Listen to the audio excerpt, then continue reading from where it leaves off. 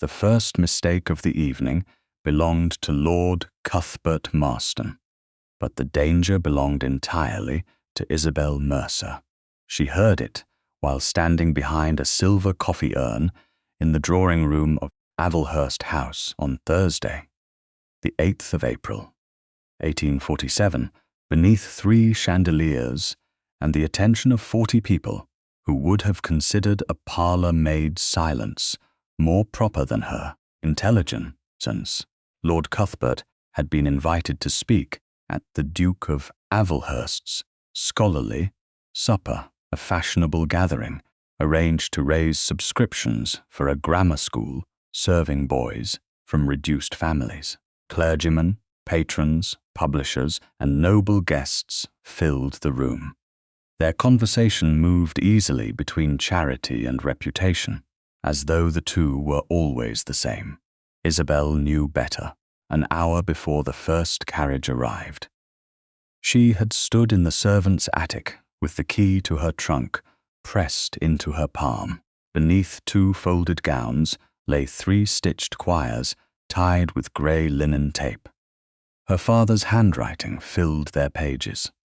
Dates ran from November of 1838 through the early months of 1841. Between the opening leaves rested a narrow brass marker, shaped at one end like a swallow in flight. Reverend Matthias Mercer had used it while teaching her Latin at the rectory table in Kent. When he wished her to notice a change in tense or argument, he would slide the little bird across the page and say that meaning could be lost by one careless word or stolen by one powerful man. Isabel had touched the tarnished wing once, then locked the trunk. She could not afford to let anyone at Avelhurst House discover that the maid carrying coffee had been educated beyond what her position allowed. "You're pale, Mrs."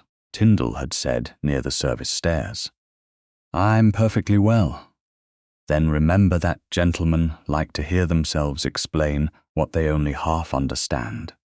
Isabel had almost smiled. "I've had practice." Now Lord Cuthbert stood near the hearth with one hand resting on the back of a gilt chair. At 59, he possessed the controlled gravity of a man accustomed to having confidence mistaken for accuracy. His published translations had earned him praise from universities, bishops, and men who never questioned whose labour lay beneath a title page. Lady Portia Gresham sat close enough to be included in every important exchange.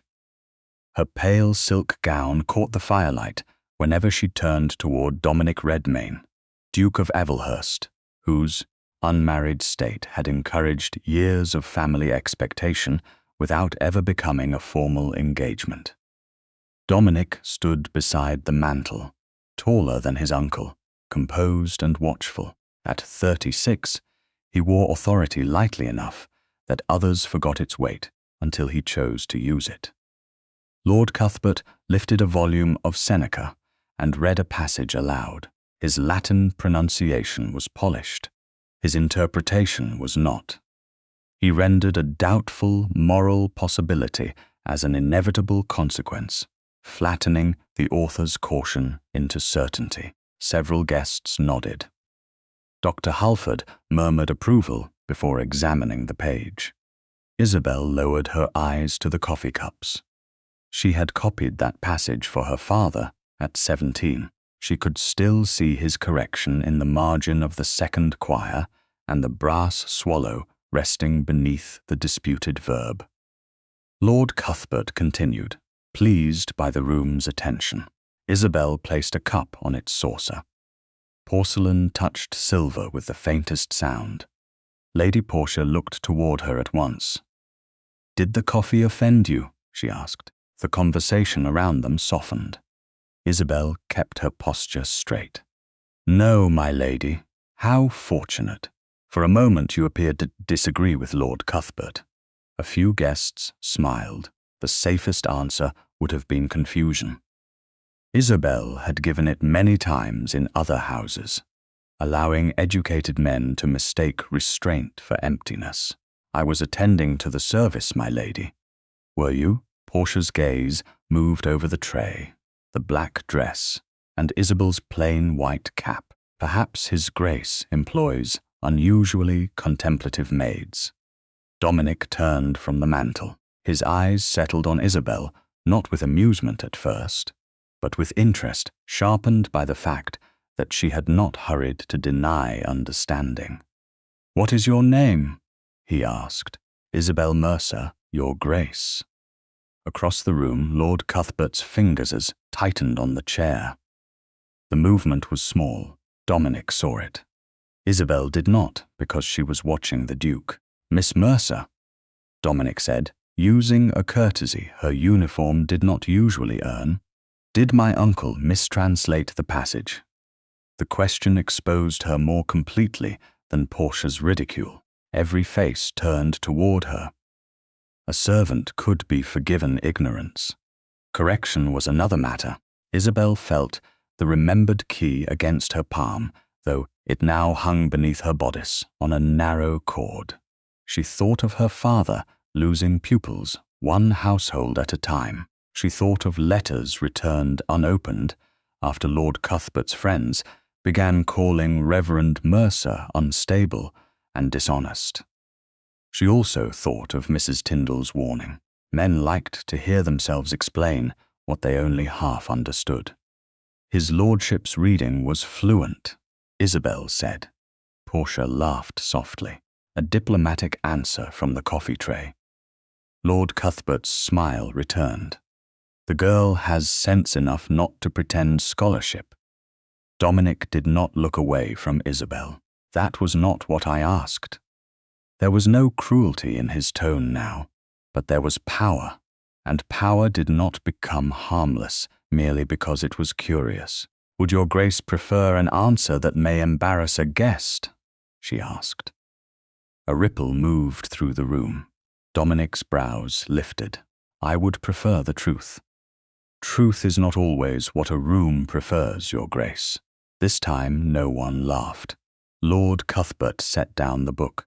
"Avelhurst, this has gone far enough." "Has it?" Dominic asked. He glanced once at his uncle, then back at Isabel. "You heard something in the passage." It was not a question. Isabel could deny it. She could protect her position and leave her father's language undefended in another elegant room.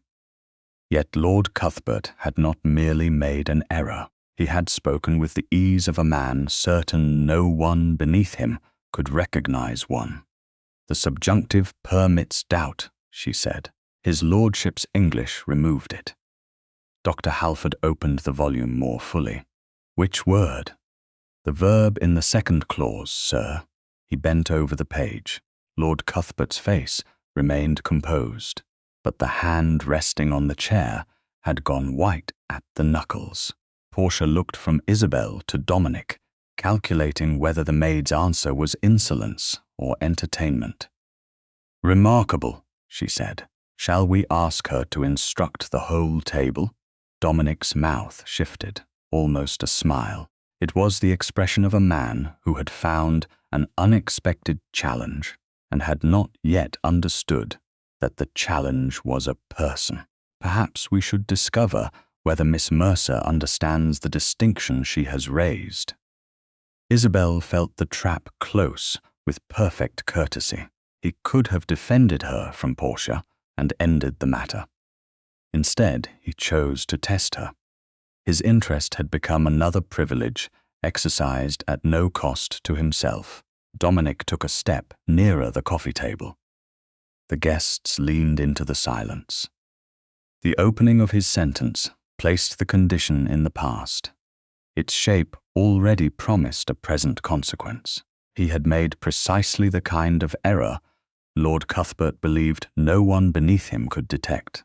Around them, silk rustled, crystal gleamed, and the room waited for a maid to fail. "Very well," Dominic said. Then in Latin he began. "Si ancilla Latin civisate. Si ancilla Latin civisate mi corrigere," Dominic finished. The sentence settled over the drawing room with the smooth assurance of a man accustomed to being heard before he was questioned. Isabel kept both hands beneath the silver tray. A dozen responses came to her at once, each shaped by years at her father's table.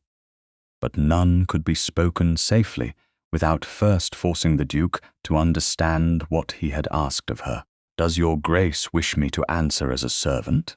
she said, "or as someone who understands the sentence?" A woman near the pianoforte drew in a delighted breath. Lady Portia's smile sharpened.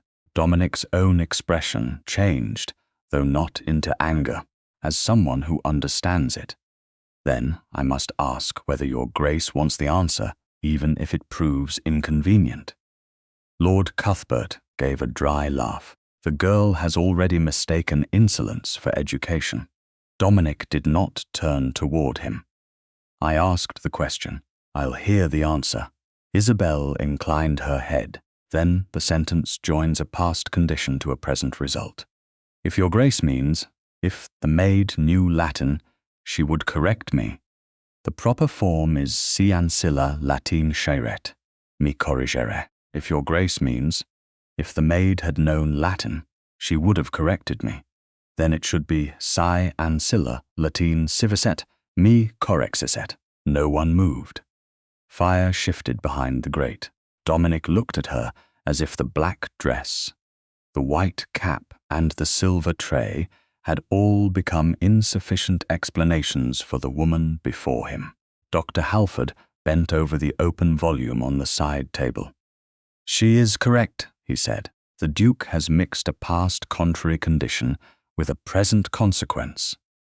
A younger clergyman covered a smile with his hand. Someone near the windows failed to do the same. Dominic did not look away from Isabel. The faint color rising along his cheekbones did more to silence the room than any command could have done. "So I have," he said. Lady Portia shifted in her chair. "How extraordinary. We have discovered that Avelhurst House employs a grammarian to pour coffee." "We have discovered," Dominic replied, "that I asked a careless question and received an exact answer from a maid who has forgotten her place." "No," Isabel said before caution could stop her. Every eye returned to her. She lowered her voice, but not her gaze. "I remembered it perfectly, my lady. That is why I asked whether His Grace wished to hear the truth before I spoke." Portia's expression cooled. Lord Cuthbert set one hand upon the closed Seneca as though reclaiming authority from the page. "Avelhurst, this display has become unseemly. Send her below." At that moment, another maid passed too closely behind Isabel. The edge of her sleeve brushed the coffee table. One cup rattled. The tray tipped against Isabel's palms. Dominic moved before anyone else. His hand caught the rim, steadying the silver before coffee spilled across Lady Portia's gown. His fingers touched Isabel's gloved hand for no more than a breath. The contact was brief and accidental, yet both of them stilled. Dominic released the tray at once. "Forgive me," he said quietly. The apology was meant for the touch, not the sentence, and its precision startled her. "There's nothing to forgive in the tray, Your Grace." His eyes held hers for one moment longer than propriety required. Something like recognition passed between them, not tenderness and not yet trust.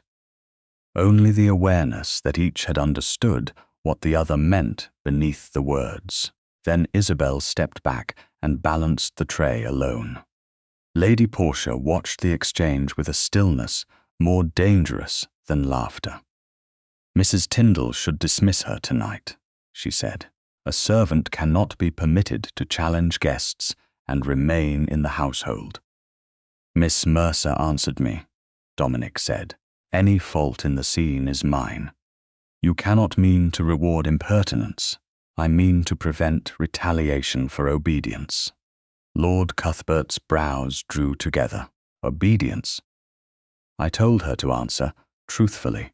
Dominic turned to the housekeeper, who had entered at the first sound of raised voices and now stood near the double doors.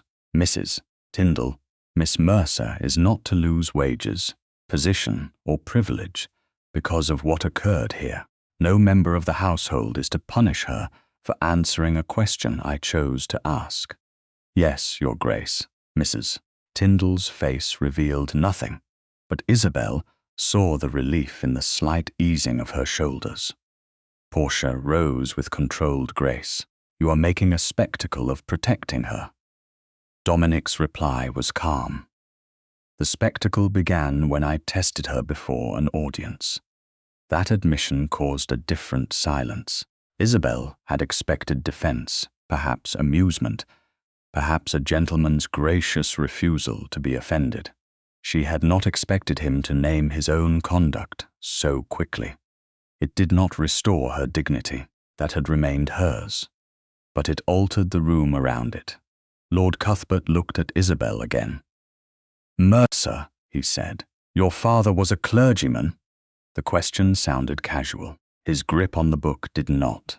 He was, in Kent. Isabel's pulse changed. She had not named the county. Why do you ask, my lord? There was a Reverend Mercer, who fancied himself a classical scholar. Portia glanced toward him. Dominic heard the contempt beneath the phrasing. My uncle asked a question, he said, but Miss Mercer is not obliged to answer it here. Cuthbert smiled without warmth. You seem unusually concerned with her obligations. I am concerned with my own. I brought her into this conversation. Isabel looked from one man to the other. Cuthbert knew something, not merely the surname. He knew the county, the profession, and the accusation that had followed her father to his grave.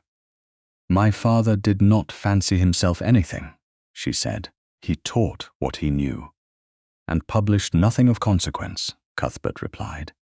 That is enough, Dominic said. His voice remained low, but the room obeyed it. He faced Isabel. You may return below, Miss Mercer. Relief came with humiliation tangled inside it. To be dismissed from the gaze of 40 people should have felt like escape. Instead, it felt as though she were leaving half a truth behind. Dominic added, I would like to speak with you tomorrow morning at 10 in the morning room. Mrs. Tyndall will remain present. Isabel heard the care in the arrangement. She also heard the authority. May I ask the purpose, Your Grace? To apologize more properly than this room permits, and to understand why my uncle recognized your name. Cuthbert's face hardened. Dominic saw that too.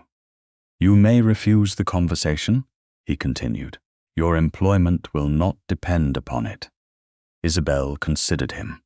He had mocked her because the room had made it easy. Now he was trying, awkwardly but plainly, to remove the cost of saying no. I'll attend, she said. With Mrs. Tyndall present. Agreed. She curtsied, turned, and carried the tray toward the doors. The guests parted for her without speaking. Some looked embarrassed, others looked entertained. A few stared as though education had altered her body. Mrs. Tyndall walked beside her into the corridor and waited until the doors closed. Can you manage the tray? She asked. Yes. Can you manage tomorrow? Isabel looked down at the unspilled coffee. I don't know. Behind the drawing-room doors, conversation resumed in cautious fragments. She had taken only 3 steps when Lord Cuthbert's voice reached the corridor through a gap left by a footman entering with fresh candles. The girl must not remain here. Portia answered too softly for Isabel to hear. Then Dominic spoke. Why? The single word stopped her. Mrs. Tyndall touched her elbow and guided her onward before anyone inside could discover them listening. Isabel continued toward the service stairs, but the question followed her. Lord Cuthbert had recognized the daughter of a dead clergyman in a servant's uniform. Dominic had recognized his fear. By morning, one of those men would try to learn what Reverend Mercer had left behind, and Isabel's 3 grey-tied quires were still locked in her attic trunk. At 10 o'clock on Friday morning, the 9th of April, Isabel entered the morning room with Mrs.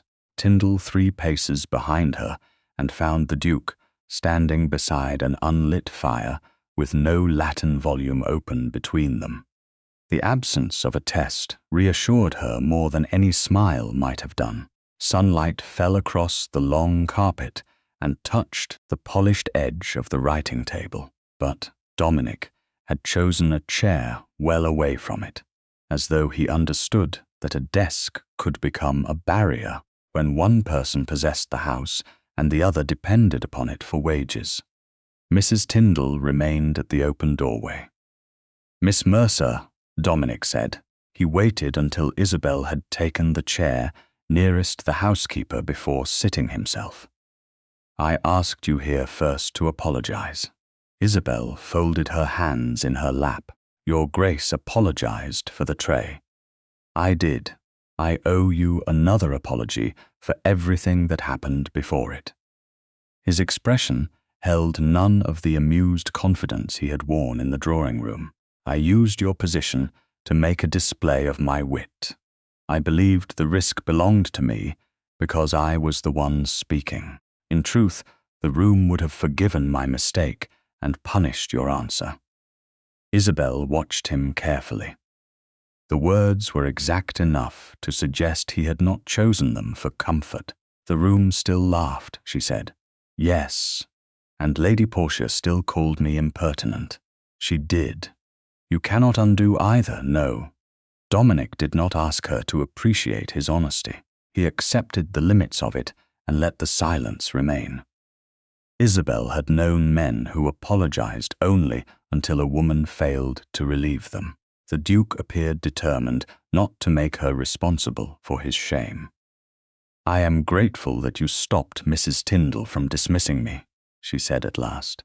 "Gratitude is not the same as forgetting. It should not be." His gaze lowered briefly, then returned to hers. "My second reason for asking you here concerns my uncle. He knew your surname. He knew your father was a clergyman in Kent. I would like to understand why, but I will not require you to speak of anything you wish to keep private." Isabel glanced toward Mrs. Tyndall. The housekeeper gave the smallest nod, not urging disclosure, only confirming that the choice remained hers. "My father was Reverend Matthias Mercer," Isabel said. "He held a small living near Canterbury and taught Latin and Greek to boys whose families could not afford a great school. Some came from the parish. Others were sent by clergymen who trusted him." Dominic listened without reaching for pen or paper. "Was Lord Cuthbert one of his patrons?" "Not at first. They were introduced through a bishop who knew my father's work. Lord Cuthbert had begun a new translation and wanted help with difficult passages. My father believed his contribution would be acknowledged." "Was there a written agreement?" "I do not know." That answer cost her. She had searched every drawer after his death and found no signed contract, only drafts, notes, and the residue of a promise powerful men later denied. "He spoke of correspondence," she continued. "Some letters disappeared before I could examine his papers. He had begun locking things away by then, but illness made him careless with where he put the keys." Dominic's face tightened. What happened when the translation was published? Lord Cuthbert's name appeared alone. She said it without drama. The quiet made the words heavier. "My father protested. At first, he wrote privately. Then he sent a statement to 2 scholars who had seen portions of his work. One withdrew support. The other said he could not involve himself in a dispute between a clergyman and a man of rank. And then? Then Lord Cuthbert's friends began saying my father had borrowed from him. The accusation did not need to be proved. It only needed to be repeated by respectable men. Dominic looked toward the windows. A carriage passed in the square outside, its wheels muffled by distance. He lost his pupils. One by one, mothers sent polite notes. Patrons stopped answering. The parish did not remove him, but every sermon became a test of whether the congregation still believed him fit to stand above them. Her fingers pressed together. He resigned before they could ask. We moved to smaller rooms. He died in 1844. Mrs. Tyndall's posture softened at the doorway, but she did not interrupt. Dominic's voice lowered. Did he die believing the accusation would remain? Yes. The answer nearly failed, so Isabel made it simple. He died believing rank had won. Dominic sat very still. I am sorry. So were many people who did nothing. He accepted that without flinching. You said your father left papers. Isabel's gaze sharpened. He did. Do they concern the translation? Some of them. May I ask whether they are dated? They are. For the first time, something like urgency entered his expression. Miss Mercer, if those papers predate my uncle's edition, they may matter. They matter whether or not a duke decides they do. The words came more quickly than she intended. Dominic did not rebuke her. You are right. He leaned back rather than forward. Would you be willing to show them to me? Not today. Very well. The ease of his answer surprised her. You do not wish to know why. You have given me enough reasons to understand caution. He paused. May I ask a different question? Isabel nodded once. Would you translate a short passage for me? Now, not as entertainment, but so I may judge how much of your father's training survives in you. The old humiliation returned with such force that she almost rose. No, Your Grace. Dominic's hand closed lightly over the arm of his chair, then relaxed. No, I will not perform scholarship to prove that I deserve ordinary belief. Mrs. Tyndall looked down, hiding what might have been approval. Isabel continued. Yesterday, the room required me to be clever enough to amuse it. Today, I am asked to be clever enough to make my father's ruin plausible. If I fail your test, perhaps he becomes a liar. If I pass, perhaps I become a curiosity. Neither serves the truth. Dominic's face changed. The rebuke had reached him precisely because she had not raised her voice. He crossed to a small table where a Latin volume lay closed, placed one hand upon it, then deliberately moved the book aside. Then there will be no test. Isabel had prepared herself to defend the refusal further. His acceptance left her without the next sentence. Thank you, she said. Do not thank me for correcting a wrong question. He returned to his chair. I will begin with what I can examine without touching your father's papers. What is that? My uncle's published edition. He drew the volume closer and opened it to the title page. Lord Cuthbert Marston's name appeared in heavy type. Beneath it stood the publisher and the year 1842. Dominic turned the page.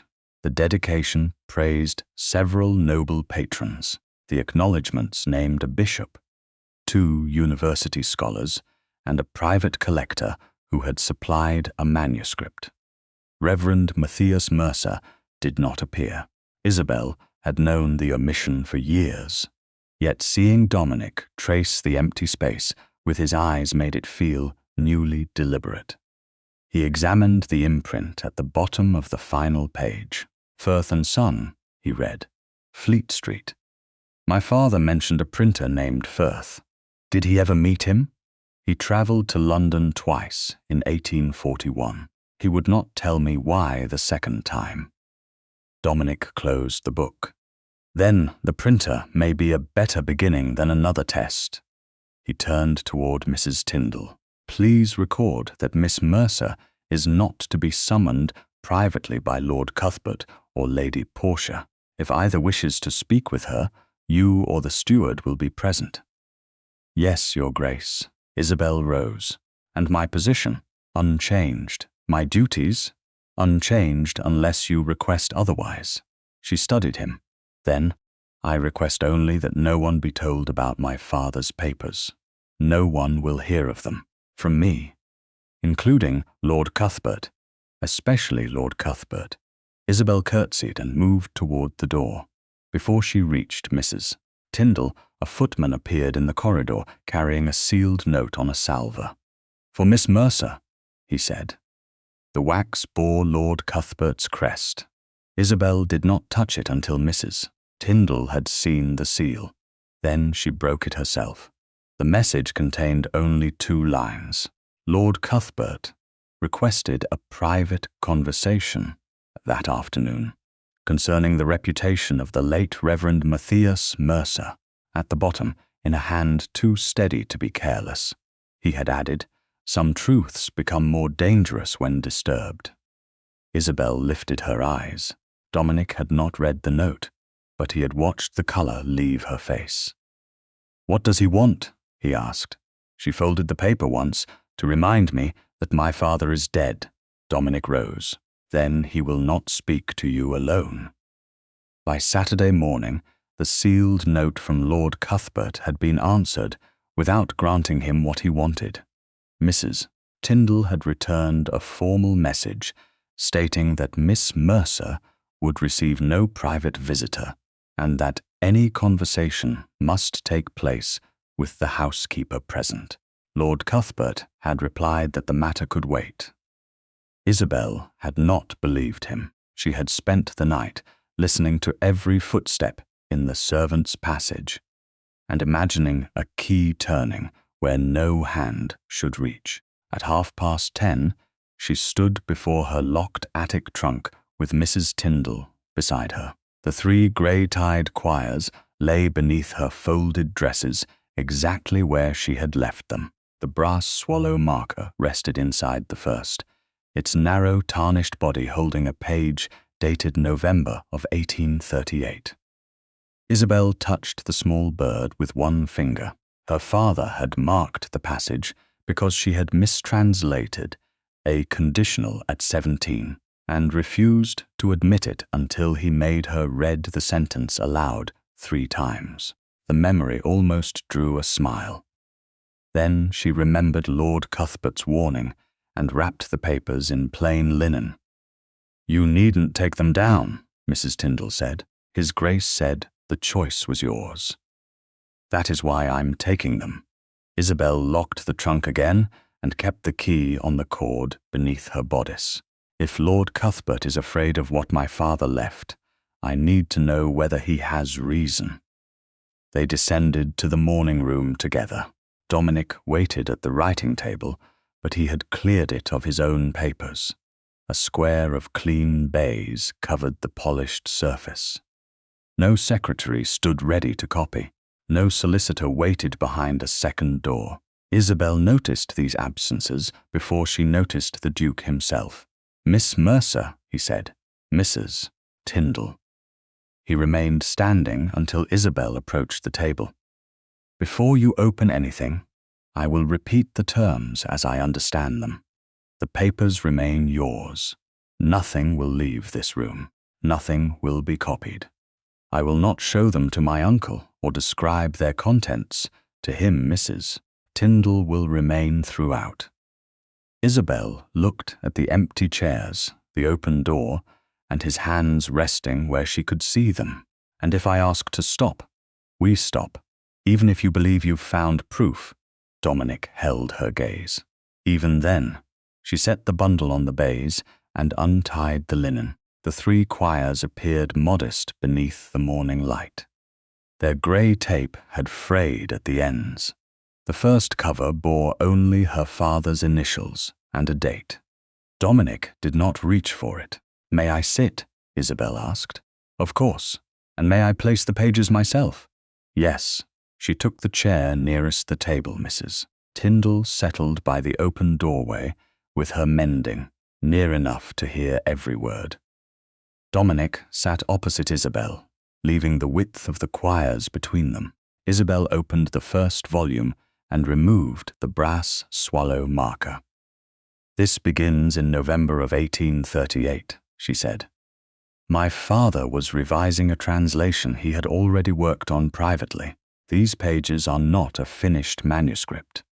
Some passages contradict later versions, which is useful," Dominic said. "A copied work tends to begin with the answer. A working draft shows the path." Isabel glanced at him. "You have studied manuscripts."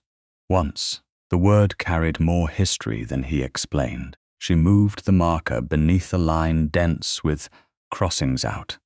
Here he changes the force of the verb.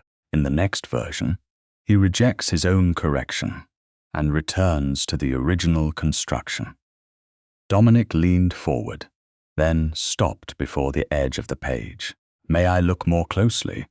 "You may." He bent over the quire without touching it. His concentration altered his face. At dinner, wit had sharpened him.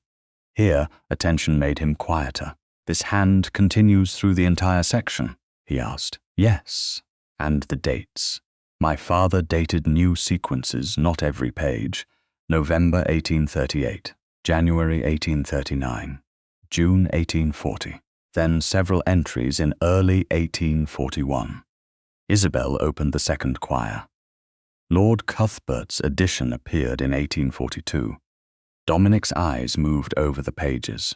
These drafts predate it by years. They predate publication. That does not prove he never saw my father's work before writing his own. No, his answer was immediate, but it establishes that your father was not inventing the dispute after the book appeared. The fairness of the distinction loosened something in her chest. Dominic had not tried to make weak evidence stronger, merely because he wanted it to help her. Isabel turned another page. The brass swallow marker slid toward the table's edge. Dominic reached at the same moment she did. Their fingers met over the tarnished metal. The touch was not like the accidental contact at the coffee tray. This time both had seen the other's hand moving. Dominic withdrew first. "Forgive me. You asked before looking at the page," Isabel said. "You did not ask before rescuing the swallow." A faint smile touched his mouth. It seemed in danger. "It has survived less cautious men than you, Your Grace." The smile remained for one heartbeat, then faded into something more thoughtful. "My brother used to say the same of me." Isabel looked up. Dominic's gaze had gone to the marker in her hand, but he was seeing another time. "Your elder brother?" "Yes, Edmund. He died 8 years ago after a riding accident." His voice stayed even, though the stillness around it did not. "Until then, I was the second son. I was intended for languages, diplomatic service, perhaps a life spent reading papers no one applauded. Then the title came to me, and every skill I had been taught became an ornament people praised, rather than work they expected me to do." Isabel considered him across the table. "You lost one life because another man died." "Yes, my father lost his because another man lived more powerfully." Dominic accepted the difference. Yes, no protest, no attempt to make their wounds equal. Isabel set the marker beneath the next dated passage. "Then perhaps your grace understands why I will not surrender these to be managed for me." "I do. Understanding is easier than obedience. I am discovering that." The answer held no self-pity. She opened the third quire. Several loose scraps had been stitched into the center with dark thread. One bore a list of Latin headings. Another contained a printer's notation too faint to read without lifting the page toward the light. Isabel slid her fingers beneath it and paused. Something smaller had been tucked between two sheets, not hidden, but flattened so tightly she had always mistaken it for part of the binding. She eased it free. It was a narrow receipt, creased twice and browned along one edge. At the top stood the name Firth and Son, Fleet Street. Beneath it appeared a number written in blue-black ink, 214. The description read, Latin proofs received. Dominic did not move. Have you seen that before? No. Isabel examined the reverse. Her father's handwriting filled one corner. Second parcel acknowledged. He kept it with the drafts, she said. Then he dealt directly with the printer. Perhaps. Dominic's restraint mattered now more than excitement. He read only what she angled toward him. Job number 214 may still appear in the printer's records, he said, if any survived. You said Firth and Son was listed in Lord Cuthbert's edition. It is. Then the receipt links my father to the same firm before publication. Yes, it does not yet tell us what the firm received or for whom they believed he was working. Isabel placed the receipt on the baize. That is the question to ask. Dominic looked at her. May I have my secretary trace Mr. Firth? You may trace him. You may not send him a version of the answer you want. What may I say? That Avelhurst House is examining an old printing account numbered 214 and wishes to know whether any records remain. Nothing about theft, nothing about Lord Cuthbert's fear, nothing about my father's disgrace. Agreed, and the receipt stays with me. Of course. Isabel studied the 3 quires, the marker, the little strip of paper that had lain among them for 5 years without revealing its value. My father travelled to London twice in 1841, she said. Perhaps one journey was to deliver those proofs, or to demand acknowledgement after they were received. Dominic's voice was quiet. We should not decide which before, Mr. Firth speaks. No. Isabel replaced the receipt between the 2nd and 3rd quires, then laid the brass swallow marker inside the first at the November 1838 page. She retied the grey linen bands herself. Dominic did not offer assistance. When she lifted the bundle, he rose but kept his distance. I will send the inquiry today, he said. I will show you the wording before it leaves the house. Thank you. You are trusting me with very little. At present, very little is what you've earned. The truth struck him, but he did not retreat from it. Then I will be careful with it. Isabel carried the papers back upstairs with Mrs. Tyndall. She locked all 3 quires, the receipt and the brass swallow marker in her trunk, then checked the lid twice. Below stairs, Dominic drafted a message containing only the facts she had permitted. Before noon, a footman departed for Fleet Street. Before 1, Lord Cuthbert learned that the Duke of Avelhurst had begun asking questions about an old printer's account numbered 214. On Tuesday, the 13th of April, Lord Cuthbert received Isabel in the small rear parlour at 11:30, with Mrs. Tyndall seated beyond the half-open door where she could see both of them, but could not hear a lowered voice. The arrangement had been Dominic's condition. Cuthbert had accepted it with the offended patience of a man who believed rules should protect him from others, never others from him. Isabel entered, carrying nothing, the 3 grey-tied quires, the printer's receipt, and the brass swallow marker remained locked in her attic trunk. Cuthbert stood beside a narrow table upon which he had placed a sealed packet and a folded sheet of paper. Miss Mercer, he said, you have made this matter unnecessarily public. I answered his grace before witnesses because he questioned me before witnesses. You speak as though clever phrasing alters your position. No, my lord, my position is what makes careful phrasing necessary. His gaze sharpened. Your father encouraged the same vanity. Isabel remained near the door. You asked to discuss his reputation. I asked because I prefer mercy to scandal. He indicated the folded sheet. There is a widow in Surrey who requires a companion. Respectable household. Light duties. A private room. I can secure the place for you and provide a reference that will prevent your father's old difficulties from following you. And the packet? A sufficient sum to ease the change. Isabel did not look at the money again. What would you require? In return? Discretion. About what? Cuthbert's composure thinned. You know very well. I know my father left dated work. I know your edition appeared under one name. I know you recognized me before I told you where he served. She held his gaze. I don't yet know what frightens you. Nothing frightens me. Then why are you paying me to leave London? For a moment, the gracious scholar vanished. What remained was a man who had survived because others mistook restraint for honor.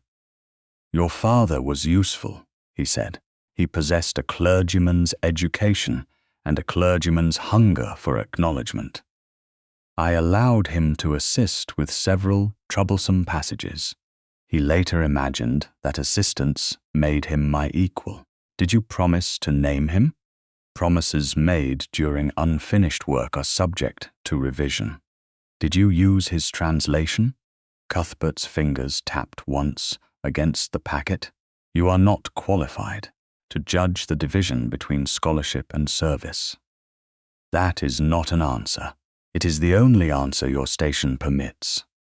Isabel felt the old pain rise, but it did not make her smaller. My station did not write the dates in those quires. His eyes changed. The reaction was slight, but she saw it. He had not known what form the surviving papers took. What quires? You just told me I wasn't qualified to discuss them. Cuthbert stepped closer, though he remained several feet away. Listen carefully. The world remembers what men of standing preserve. Your father did not understand that. He mistook private labor for public authority and destroyed himself by demanding recognition he had not earned. He died after you called him a thief. He died because he lacked judgment. Cuthbert shifted into Latin, perhaps from habit, perhaps to remind her that the language belonged more properly in his mouth. Si ptertus locum sum intellexisset honorum retineret. If your father had understood his place, he would retain his honor. The thought he intended was completed and past. The verb he chose dragged the consequence into the present, just as Dominic's sentence had joined times without discipline. Isabel heard the flaw, but she did not correct him. Cuthbert believed grammar was a weapon because he assumed no one beneath him could trace its owner. She would not warn him otherwise. My father's honor did not depend upon your permission, she said. Society disagreed. Society heard only one side. Society hears the side spoken from the higher chair. He moved the packet nearer the edge of the table. Take the position. Take the money. Leave the papers where they are. If you force this further, every house in London will hear that Reverend Mercer trained his daughter to steal work and seek patronage by manipulating gentlemen. You have already used that lie once, and it worked. The cruelty was quiet. That made it more believable.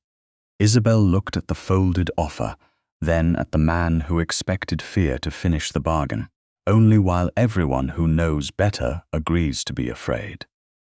Cuthbert's mouth hardened. You will regret refusing me, perhaps. She stepped backward toward the open door. But I won't regret knowing the price you placed on my silence. I have not dismissed you. No, my lord. Isabel opened the door fully. Mrs. Tyndall rose at once. I'm leaving before you can. She walked out without touching the money or the offered reference. Her hands remained steady until she reached the main passage. Then the walls seemed to narrow, and breath came too shallowly. Dominic appeared from the direction of the library, carrying a folded letter from his secretary. He stopped when he saw her face. Did he threaten you? Isabel could not yet trust her voice to hold the whole truth. I need a moment, Your Grace. Dominic looked past her toward the rear parlor where Cuthbert had not yet emerged. Anger entered his expression, but he did not move around her. Take it. He stepped aside and gave her the width of the corridor. Mrs. Tyndall accompanied Isabel downstairs. An hour later, after cold water, quiet, and the deliberate work of folding linen in the housekeeper's room, Isabel chose to return to the morning room. Dominic waited with Mrs. Tyndall present. He did not ask why she had delayed. He offered me money and a companion's place in Surrey, Isabel said, in exchange for leaving London and remaining silent. Dominic's jaw tightened. Did he admit using your father's work?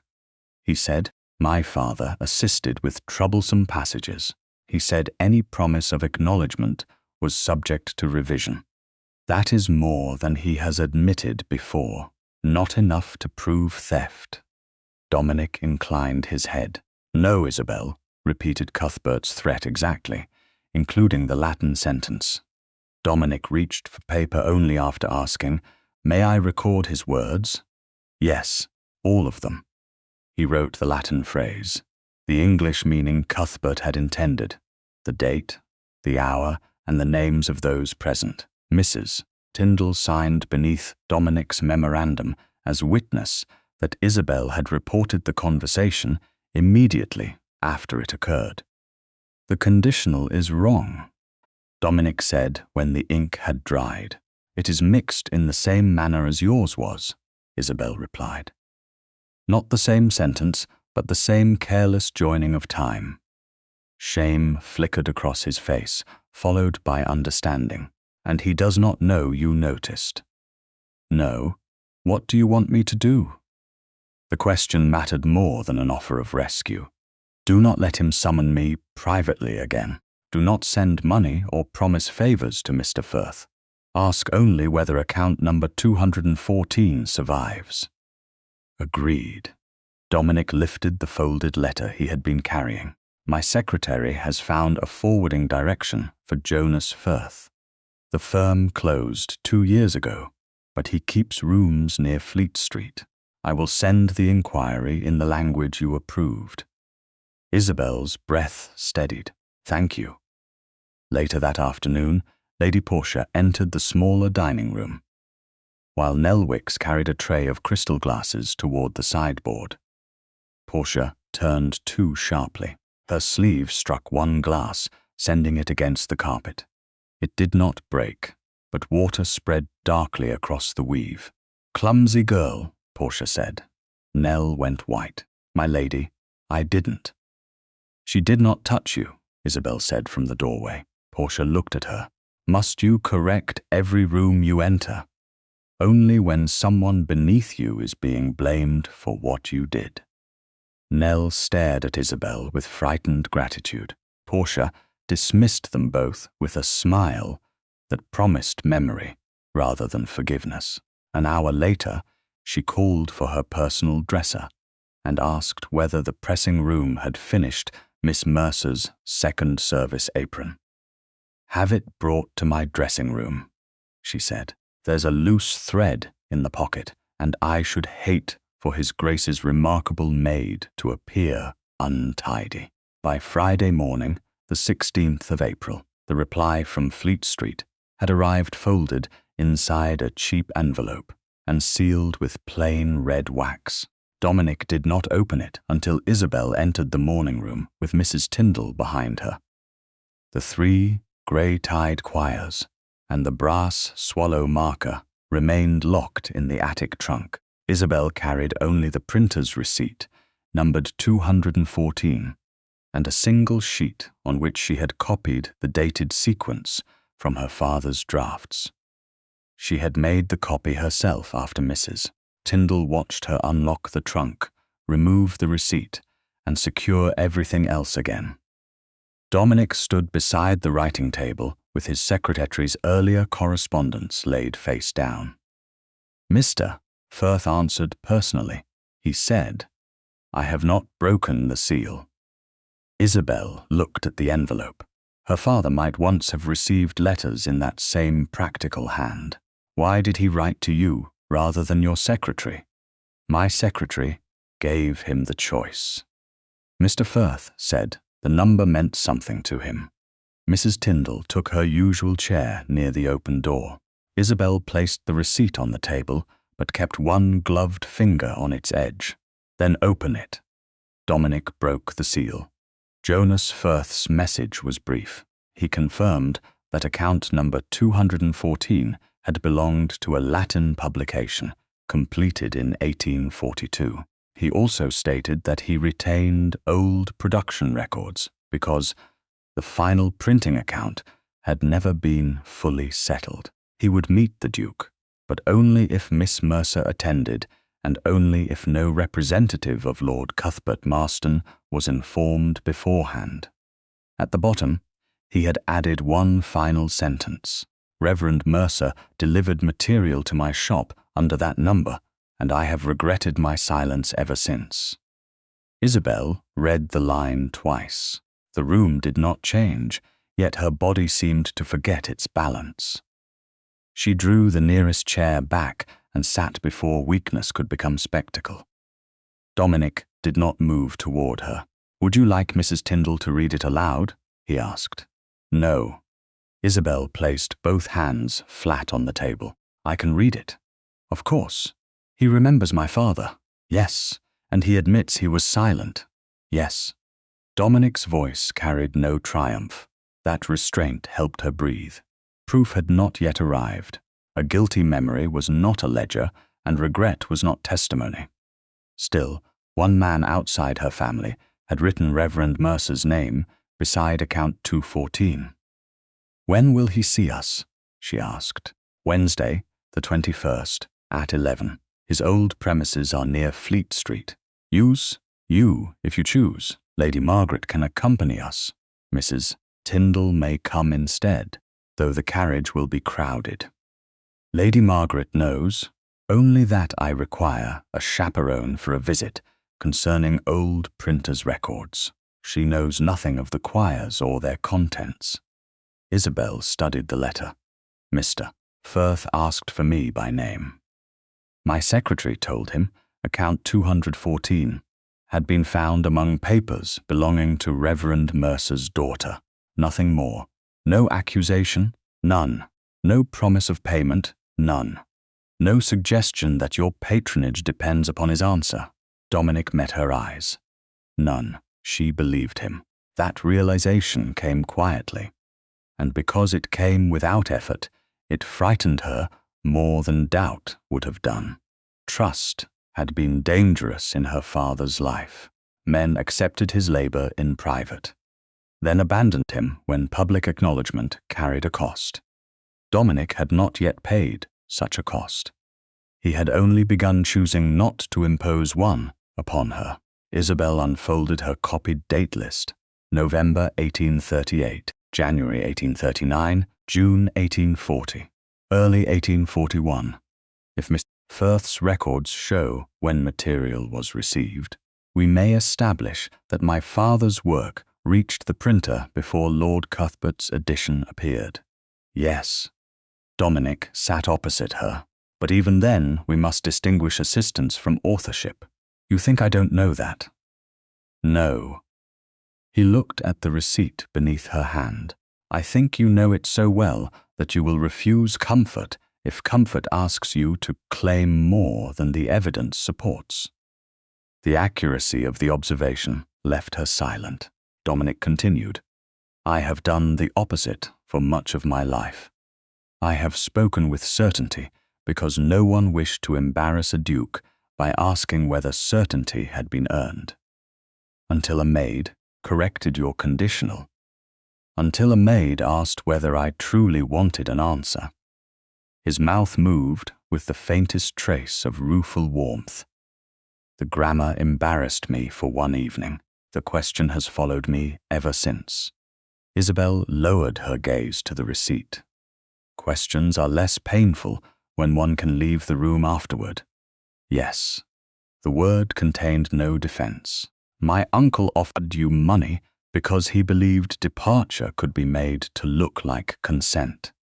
Yesterday, I nearly sent men to Firth's rooms before you had approved the wording. I stopped only because I heard your voice telling me not to lead the witness. I was not there. No, that is what troubled me. Dominic's hand moved toward the receipt, then halted before reaching it. May I compare the number with Mr. Firth's letter? Isabel shifted the receipt closer. You may. He placed the letter beside it. The inked number matched.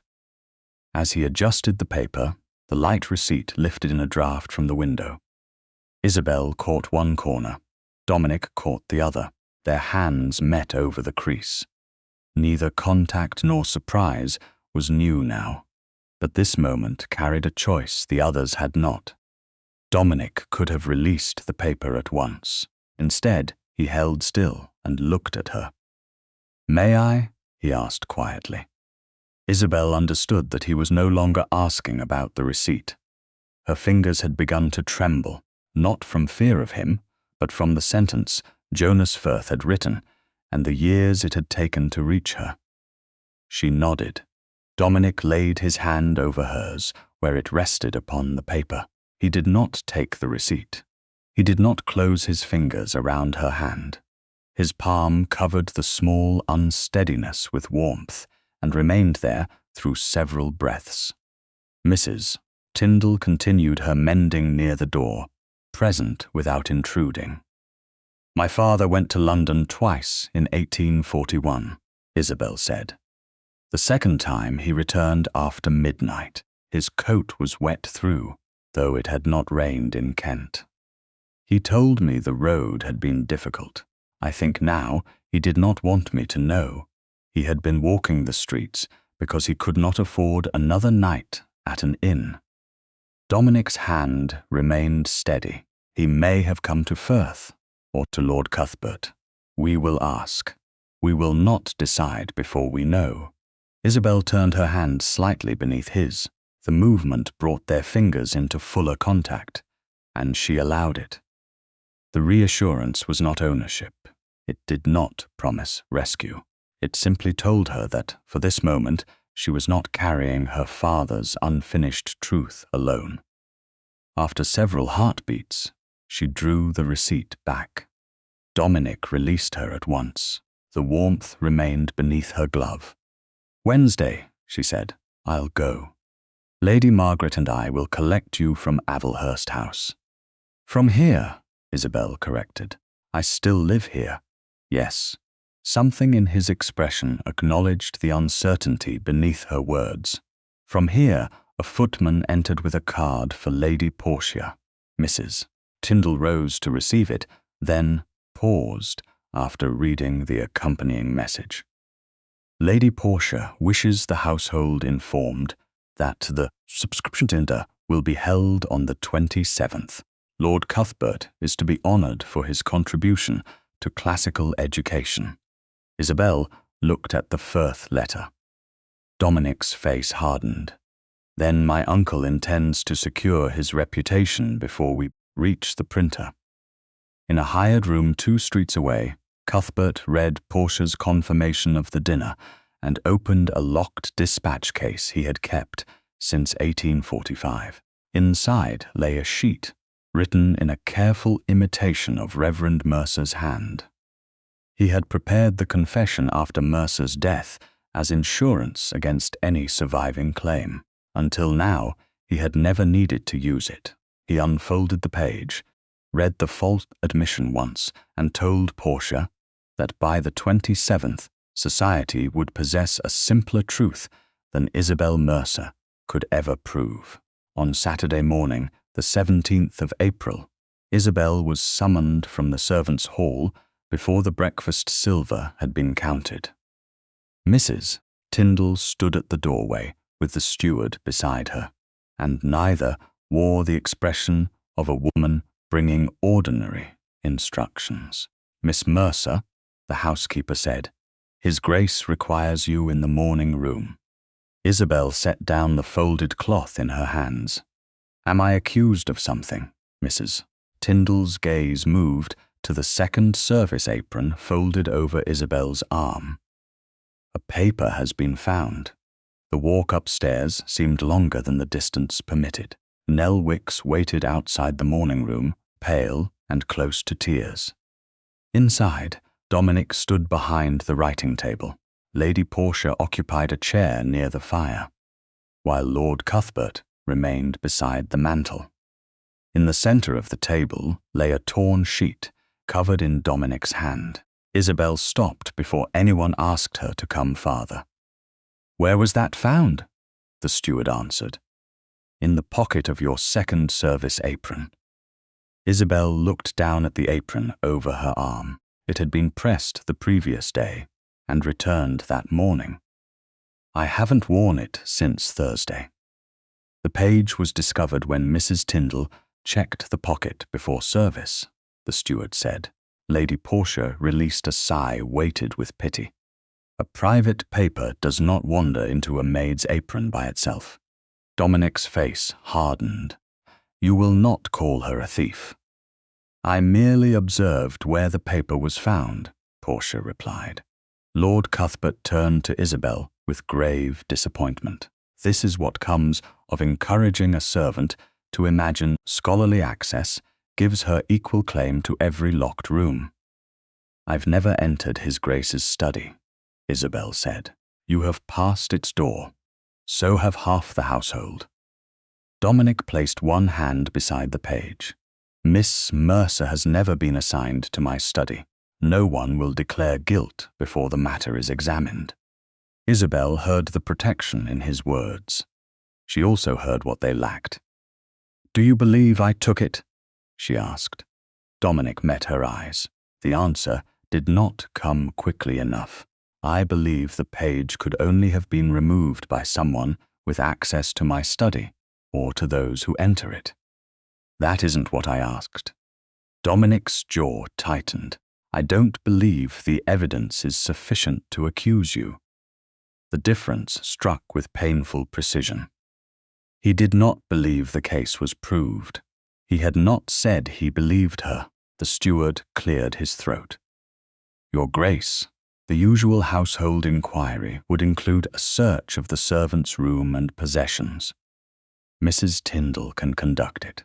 I will remain outside." Dominic looked toward Isabel. "No gentleman will enter your room. Nothing will be removed without being listed. And if I refuse, you may refuse," he said. Then he added, "But the suspicion will remain unanswered." Isabel thought of her father, required to prove innocence to men who called caution impartial while placing every risk upon him. She thought of Dominic's hand over hers the day before and the warmth she had permitted herself to trust. "Then let us search," she said. "Miss Mercer, this is not a judgment." "No, Your Grace. It is only the procedure that comes before one." The servants' attic room looked smaller with witnesses at its threshold. Mrs. Tyndall entered beside Isabel. The steward remained in the passage, and Dominic stopped several paces away. Portia and Cuthbert had been ordered to remain below. Isabel took the key from the cord beneath her bodice and opened the trunk herself. She lifted out 2 plain dresses, then brought the 3 grey-tied quires to the narrow table. The brass swallow marker rested inside the first, exactly where she had left it. She did not open the quire. "These are Reverend Mercer's papers," Mrs. Tyndall said toward the passage. Dominic's voice came from beyond the doorway. "They are Miss Mercer's property and are not to be opened." Isabel placed the printer's receipt numbered 214 beside the quires. "This was also shown to His Grace yesterday. It remains mine." Mrs. Tyndall searched the trunk carefully. Folded stockings, a brush, 3 letters from Isabel's aunt in Kent, a prayer book, no diplomatic papers. She checked the mattress and the drawer beneath the washstand. Nothing else appeared. "The room is clear," she said. The steward recorded the finding. Dominic came nearer, but did not cross the threshold. "Then the search is concluded." Isabel retied the linen around the quires. "My room was clear before you searched it." Pain moved through his face. "I know that now. Yes, now." Nell stood farther down the passage, clutching the apron. As Mrs. Tyndall passed her, the girl looked at the pocket and frowned. That stitching wasn't there before. Everyone turned. Nell raised the apron carefully. Along the pocket edge ran several small stitches of pale green silk. "The pressing room uses white cotton," she said. "Mrs. Tyndall won't allow colored thread on service aprons." The housekeeper examined the seam. "She is right. Who had the apron?" Dominic asked. Nell's fear deepened. "I carried it to Lady Portia's dressing room yesterday. Her ladyship said her dresser would mend a loose thread." "Did you remain?" "No, Your Grace. Lady Portia told me to leave it on the chair." "Did you see the page placed inside?" "No." Dominic nodded once. "Then say only what you saw." Isabel heard the restraint, but it came after the search. Pale green silk was a clue, not yet proof. The room had been cleared, yet the injury remained where procedure had placed it. Isabel crossed to the peg beside the door and removed the ring of household keys from her belt.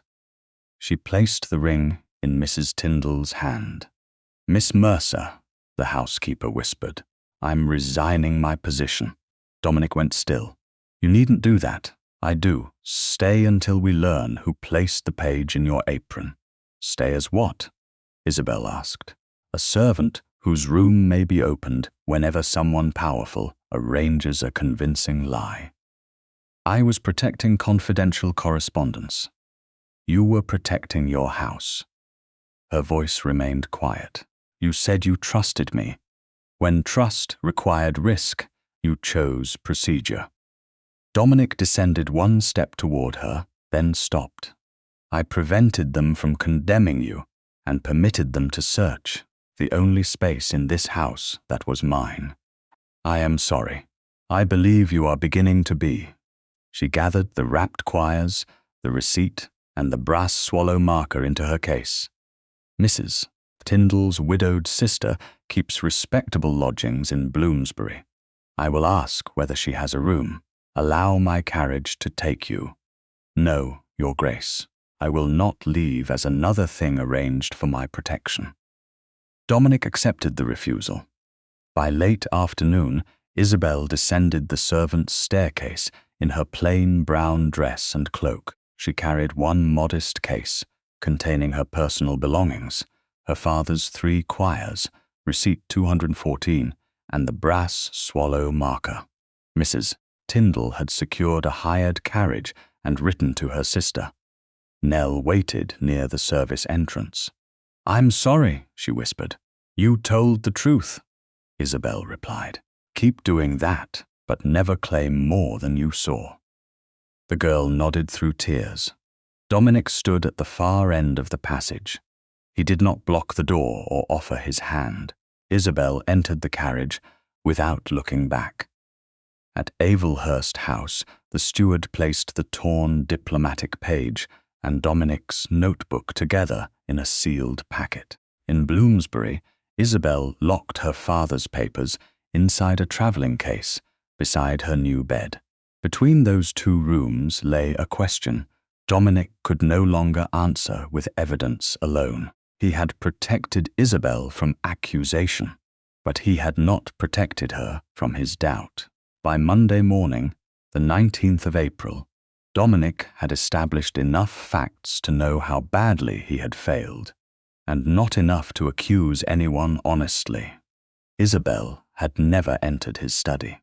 Lady Portia had spent nearly 20 minutes there on Friday afternoon, claiming she wished to choose a volume from the shelves. Nell Wicks had carried Isabel's second service apron from the pressing room to Portia's dressing room shortly afterward.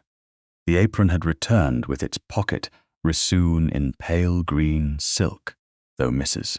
Tyndall's mending stores contained only white cotton for service clothing. Portia's personal dresser had left Avelhurst House with her mistress and refused the steward's first request for an interview. Dominic wrote each fact in his own hand and stopped before the conclusion his anger wanted. Access, opportunity, and altered stitching formed a pattern. They did not yet prove who had placed the page in the pocket. The distinction mattered because he had already harmed Isabel once by treating caution as justice. At noon, Lady Margaret Redmayne entered the library wearing a dark violet day dress and found her nephew still reading the steward's statements. "You have not confronted Portia," she said. "No, that must be causing you pain, more than I deserve sympathy for." She took the chair opposite him. "And Miss Mercer, she is in Bloomsbury. Mrs. Tyndall's sister has given her a room. Are you going to bring her back?" Dominic looked down at the pale green thread sealed inside a small paper fold. "No." Lady Margaret studied him more closely. "Then perhaps you are ready to speak to her." An hour later, the Redmayne carriage stopped before a respectable brick lodging house on a quiet Bloomsbury street. Dominic had brought no money, no offer of employment, and no second carriage waiting to return Isabel to Mayfair. Lady Margaret entered first, presented her card to Mrs. Finch, and asked whether Miss Mercer would receive them. Dominic waited in the small front parlour with the door open. He stood when Isabel appeared.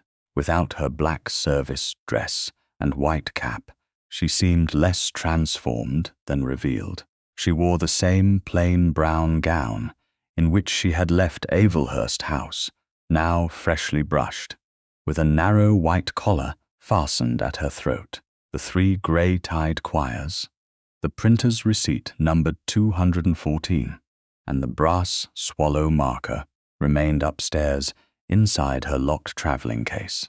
Dominic knew their location only because Mrs. Tyndall had confirmed that Isabel had taken them when she resigned. He had not asked to see them. "Miss Mercer," he said. Isabel looked toward Lady Margaret. "My lady." Lady Margaret inclined her head. "I am Dominic's aunt, though I hope you won't consider that evidence against me until I've spoken." The corner of Isabel's mouth moved despite her caution. "I'll reserve judgment." "Sensible. I shall sit near the window, where propriety may observe us without taking part." She withdrew with an unopened book, remaining close enough to hear if required. Dominic waited until Isabel chose a chair. Then he sat opposite her. "I have confirmed that you never entered my study," he said. "Nell's statement places your apron in Lady Portia's dressing room after Lady Portia had been alone in the study. The pocket was resewn with pale green silk that did not come from Avelhurst House." Isabel's hands rested together in her lap. "Then you know I didn't take the page?" "Yes, I know you did not." He gave the answer without qualification. "I should have known it before your room was searched." "You had private correspondence to protect." "I did. I sheltered myself behind that duty and made you bear the cost." Her gaze did not soften. "You also knew what happened to my father?" "Yes." "And still asked me to prove innocence in the only room that belonged to me." Dominic felt the truth land where apology could not prevent it. "Yes." Silence filled the parlour. A cart rolled past outside. Somewhere above them, a woman crossed a floorboard that creaked twice. Dominic resisted every instinct to make himself before naming what he had done. "A secretary betrayed me 3 years ago," he said at last. "He copied private correspondence and sold it to a political rival. Since then, I have treated speed as prudence, whenever trust and secrecy stood against one another." Isabel watched him steadily. Are you asking me to excuse you because someone else deceived you? No. I am telling you where the fear came from. The choice was still mine. He paused. I chose the rules of my house over your word. The fault was mine. Her shoulders eased by a fraction, not into forgiveness, but into recognition. That is more honest. I am sorry, Miss Mercer. I am sorry I allowed the search. I am sorry I asked you to remain beneath protection that did not include belief. She looked down at her hands. I believe you're sorry. I am. That doesn't mean I can return. I know. The answer made her lift her head. Dominic continued before Hope could make his apology selfish. Your resignation stands. I did not come to ask you back into service. I came to ask what public correction you require, since the accusation was made before guests and senior servants. A private assurance would preserve your household more than my name. I agree. Then I'll return to Avelhurst House, only when the accusation is answered before the people who heard it. Agreed. I won't. Wear service dress. No. I will speak for myself. Yes. And Nell must not lose her place for telling the truth. Her wages and position are secure. She will not be questioned alone by Lady Portia, Lord Cuthbert, or anyone acting for them. Isabel breathed more fully. Dominic saw the relief and did not mistake it for reconciliation. There is another matter, he said. Jonas Firth will still see us on Wednesday. He insists that you attend. Lady Margaret will accompany us. Do you still expect me to go from Avelhurst House? No, we will collect you here. And if I decide not to go, then I will not go without you unless you ask me to. Isabel considered him for several seconds. I'll go. Dominic nodded. Thank you. The use of her surname had begun to feel formal in a way that no longer matched the truth between them. Yet he would not take intimacy merely because he desired it. May I ask one thing that does not concern the printer? He said. You may ask. May I call you Isabel? Her expression changed, not with offense, but with the awareness that he had understood the question carried weight. Not yet. Dominic accepted the refusal at once. Then Miss Mercer. Something fragile moved behind her composure. She turned her face toward the window. My father waited years for one man withstanding to listen before deciding what was convenient. By the last winter, he stopped opening letters himself. He would place them beside his plate until I broke the seals. Her fingers tightened together. Some days there were none. Dominic wanted to cross the space between them. He did not. Instead, he turned one hand palm upward on the small table between their chairs. May I? Isabel looked at the offered hand. He left it open and still, making refusal simple. After several breaths, she placed her hand in his. Dominic closed his fingers gently around hers. He did not pull her nearer. Their joined hands remained on the table while her breathing steadied. I don't know whether I can trust you again, she said. I know. And I won't promise forgiveness because you've learned how to apologize. You should not. Her thumb moved once against the side of his hand. The gesture was small, voluntary, and more intimate than any gratitude. Dominic held her hand until she chose to withdraw. When she did, he released her immediately. Lady Margaret closed her unread book. Wednesday, then, Isabel said. Wednesday, Dominic replied. At the doorway, Lady Margaret paused beside Mrs. Finch and asked in an easy voice whether she had ever known a ladies' dresser seeking a new place without a reference. Mrs. Finch knew a former employer in Kensington who knew many such women. By the time Dominic's carriage returned to Mayfair, Lady Margaret had sent 2 discreet notes. Before evening, one answer arrived. Portia's dresser had not gone to her family.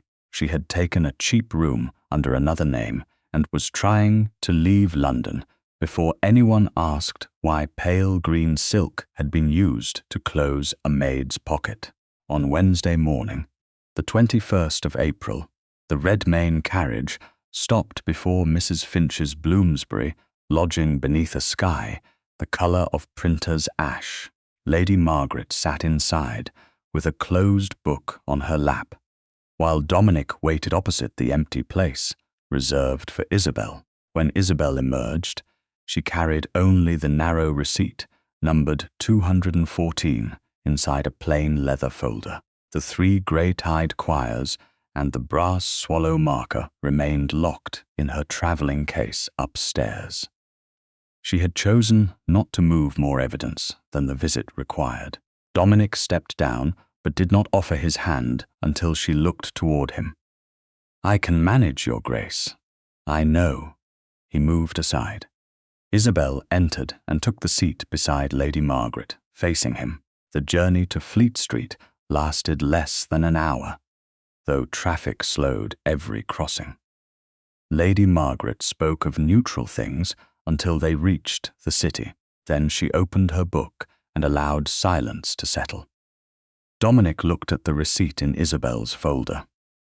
Mr. Firth said he retained several records. He didn't describe them. Then we must let him do so before we decide what they mean. Agreed. The former premises of Firth and Son stood behind a narrow stationer's shop where the gilt lettering above the door had nearly vanished. Jonas Firth received them in a back room crowded with typecases, ledgers, and parcels tied in black tape. He was a stooped man of 63, with ink settled permanently into his fingers. He bowed to Dominic, then looked at Isabel. "Miss Mercer, Mr. Firth, you favour your father about the eyes." The familiarity struck her with more force than pity. "You knew him well enough to remember?" Jonas's gaze fell. "I knew his handwriting better than his face." He crossed to an iron-bound archive chest and removed 4 items. "I kept these because Lord Cuthbert disputed the final account, and because I was ashamed to destroy what I failed to defend." Isabel laid receipt 214 beside the first parcel. Jonas compared the number, then untied the tape. Within lay a galley proof dated February 1842.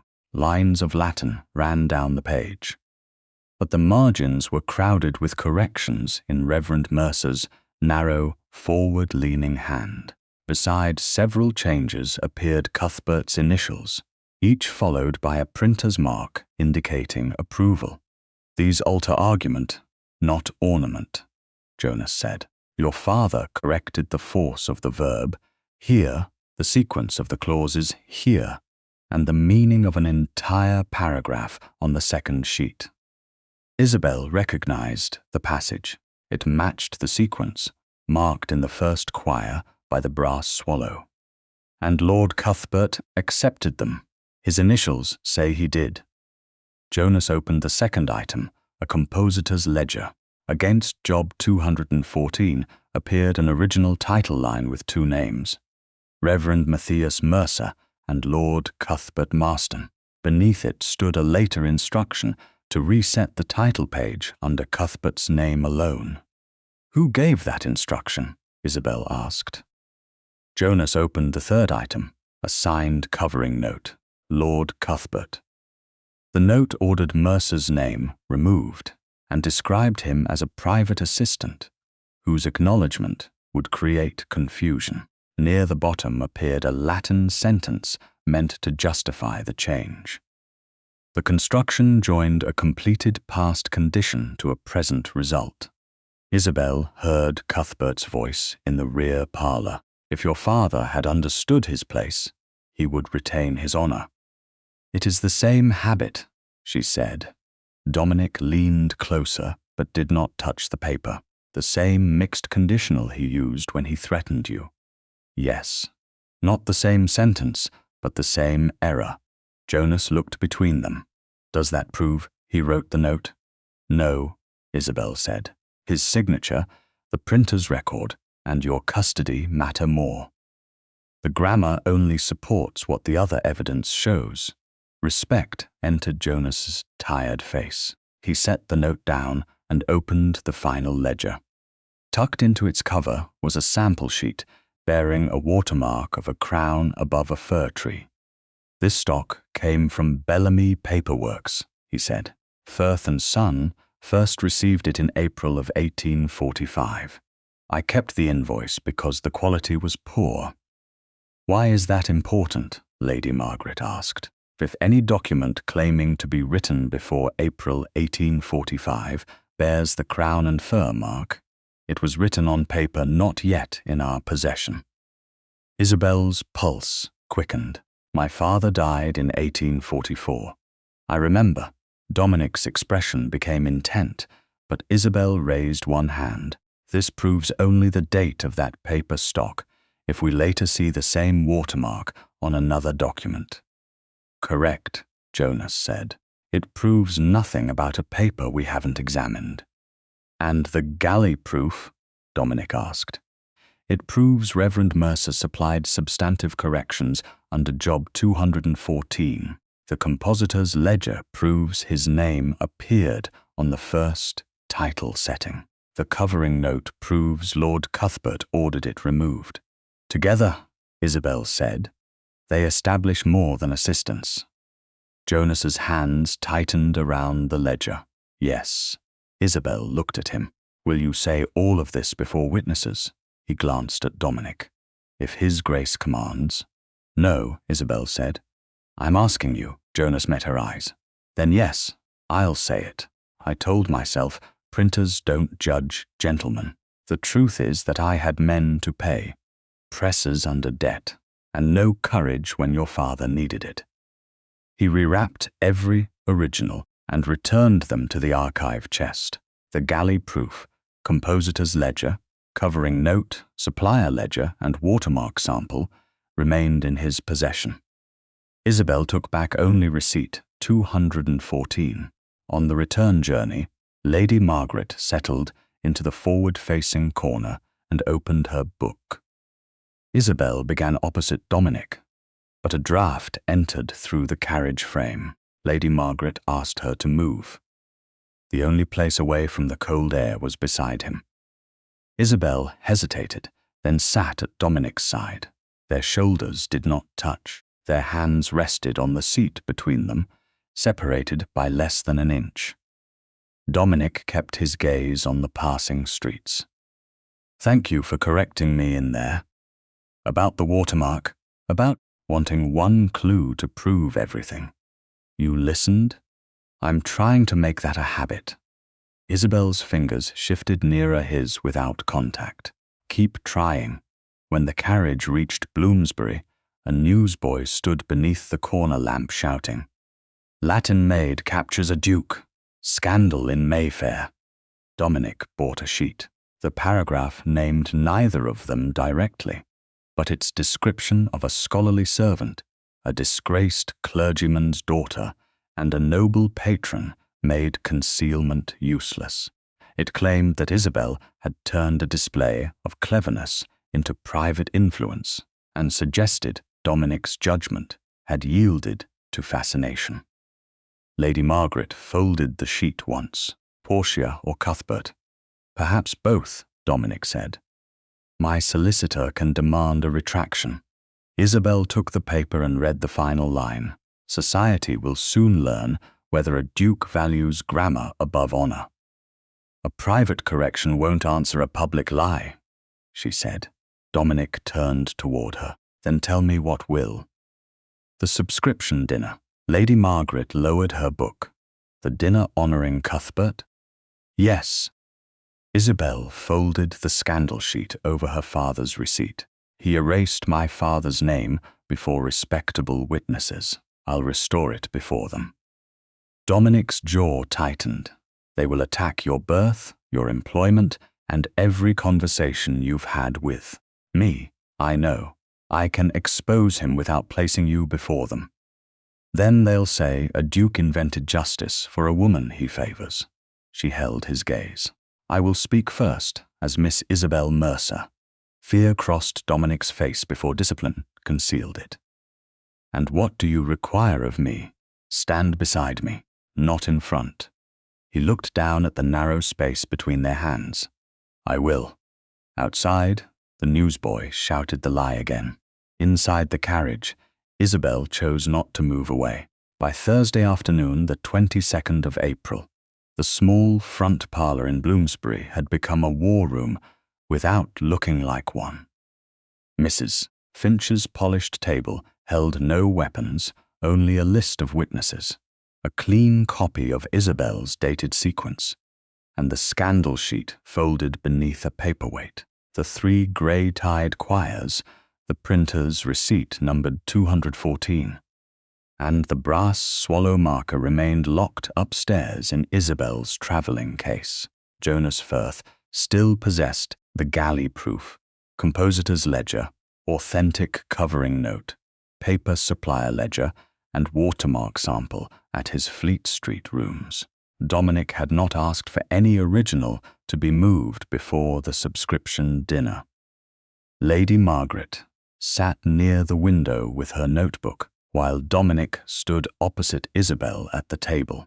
"You should not have to open the case," he said. "I can speak first. Once Cuthbert understands that I have withdrawn my confidence, the room will listen." "The room will listen to you," Isabel replied. "That is precisely the difficulty. I can protect you from the first attack, and make every fact sound like a favor granted by a duke to a woman he prefers." Dominic's expression tightened. "You know that is not what this is." "I know. Society does not." She pointed to the order of speaking. "I will begin with my father's dates and the standard by which every document should be judged. You may introduce the evidence in your possession when it becomes relevant. You may stop open cruelty. You may not answer a question directed to me unless I ask you to. Even if they refuse to let you finish, then I will tell you." Dominic looked down at the page. The instinct to command the room moved through every line of his body. Isabel could see him imagining each possible insult, each whispered judgment, each moment in which restraint might feel like abandonment. "I am afraid," he said. The admission quieted her more effectively than certainty would have done. "Of Cuthbert, of standing where you have asked me to stand while they wound you." His voice lowered, "and of stepping in too soon and wounding you another way." Isabel studied him. "Then trust me to tell you when I need you. I will, and I will trust you to listen." Dominic's gaze held hers. "I will." Lady Margaret closed her notebook. "That sounds almost sensible. I distrust it already." Before either could answer, Mrs. Finch entered with 2 calling cards upon a tray. Her expression was wary. "Lord Cuthbert Marston and Lady Portia Gresham are below. They say the matter concerns Reverend Mercer." Dominic's face hardened. They were not invited. "Let them come up," Isabel said. He turned toward her. "You are not obliged to receive them." "No, they came because they believe fear grows stronger in a small room." Lady Margaret rose and moved to a chair nearer the door. "Then we shall disappoint them with witnesses." Cuthbert entered first, carrying the locked dispatch case Isabel had never seen. Portia followed in pale green silk, composed enough to suggest that no household inquiry had touched her. Her personal dresser was not with her. Dominic remained standing. "You have 5 minutes," he said. Cuthbert set the case on the table and opened it. Inside lay a folded letter protected by tissue. "Miss Mercer intends to repeat her father's delusions before clergymen and patrons," he said. "Before she does, she should see what Reverend Mercer wrote when conscience finally overcame resentment." Isabel did not approach. "What is it?" "A confession." Cuthbert lifted the sheet but kept it in his hand. "Your father admits that he copied portions of my translation, attempted to claim my notes, and threatened scandal when I refused him further payment. Dominic's voice cooled. You possessed such a document during Mercer's lifetime and never produced it. I spared a dying clergyman's family. You protected your name, Isabel said. Cuthbert looked at her with practiced sorrow. Would you like me to read it? I would like to examine it. You may hear it.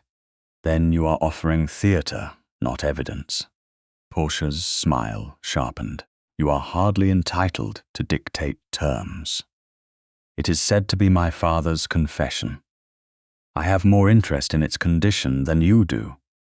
Cuthbert unfolded the letter and began to read. The English lines accused Reverend Mercer of copying Cuthbert's drafts and fabricating promises of acknowledgement. The handwriting resembled her father's from across the table, but its precision felt imitated rather than lived.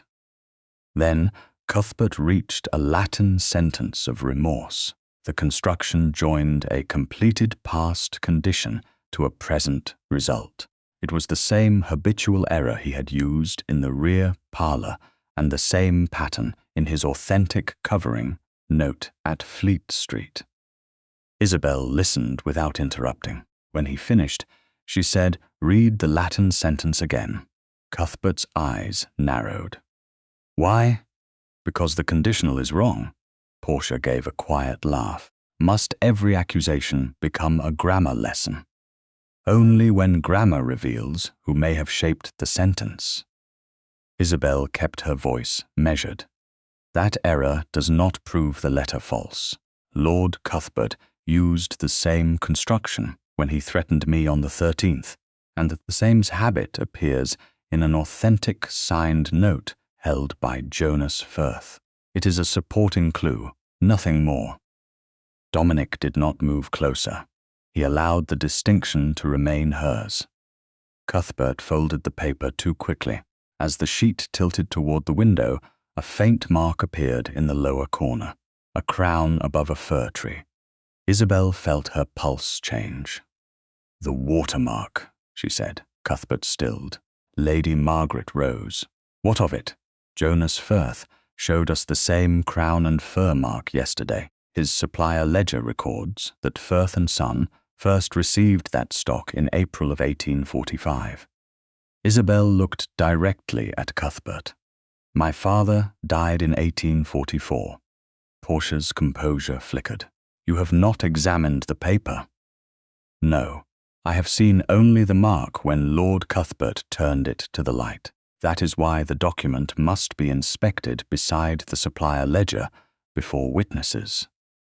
"A watermark may be misremembered," Cuthbert said. "Then you have nothing to fear from examination." He placed the confession back inside the dispatch case. Society will not tolerate a maid conducting inquiries into gentlemen. Then society may reveal what it values more than truth. Portia turned toward Dominic. "You cannot seriously intend to place this woman before your guests as an equal." Dominic's answer was calm. "Miss Mercer does not require equality of rank to possess a right to be heard. And what of the understanding between our families? There is no engagement. There was expectation. Not mine." Portia went pale. Dominic did not glance toward Isabel. He would not use Portia's humiliation as courtship. "Any expectation of marriage between us ends now," he continued. "Not because Miss Mercer corrected me, not because of gossip, because you used access to my house to place her under suspicion and have refused every request to explain the altered seam in her apron." Portia's chin lifted. "You cannot prove I placed anything there." "Not yet," Dominic said, "which is why I have not publicly accused you, but I will not marry a woman whose conduct I cannot trust." Cuthbert closed the dispatch case. "You are sacrificing family for a servant." Dominic's expression became unreadable. "I am refusing to sacrifice truth for family." After they departed, the parlour seemed larger and colder. Lady Margaret followed Mrs. Finch into the passage, when a messenger arrived, leaving the door open behind her. Dominic remained near the table, his hands at his sides. "I should have ended that expectation years ago," he said. "I allowed convenience to resemble consent. You did not owe me that decision. I know. That is why I did not make it for you." His voice roughened. "I am still afraid of Tuesday." Isabel crossed the room before caution could reclaim her. Dominic watched her approach, but did not move. She lifted one hand toward his face, then stopped. "May I?" Surprise softened his eyes. "Yes." Her fingertips touched his cheek. The contact was gentle and entirely chosen. Then she stepped closer and placed her arms around him. Dominic remained still for one heartbeat, giving her time to withdraw. When she did not, he embraced her carefully, one hand between her shoulders and the other at her upper back. Isabel felt the steadiness of his breath and the restraint within his strength.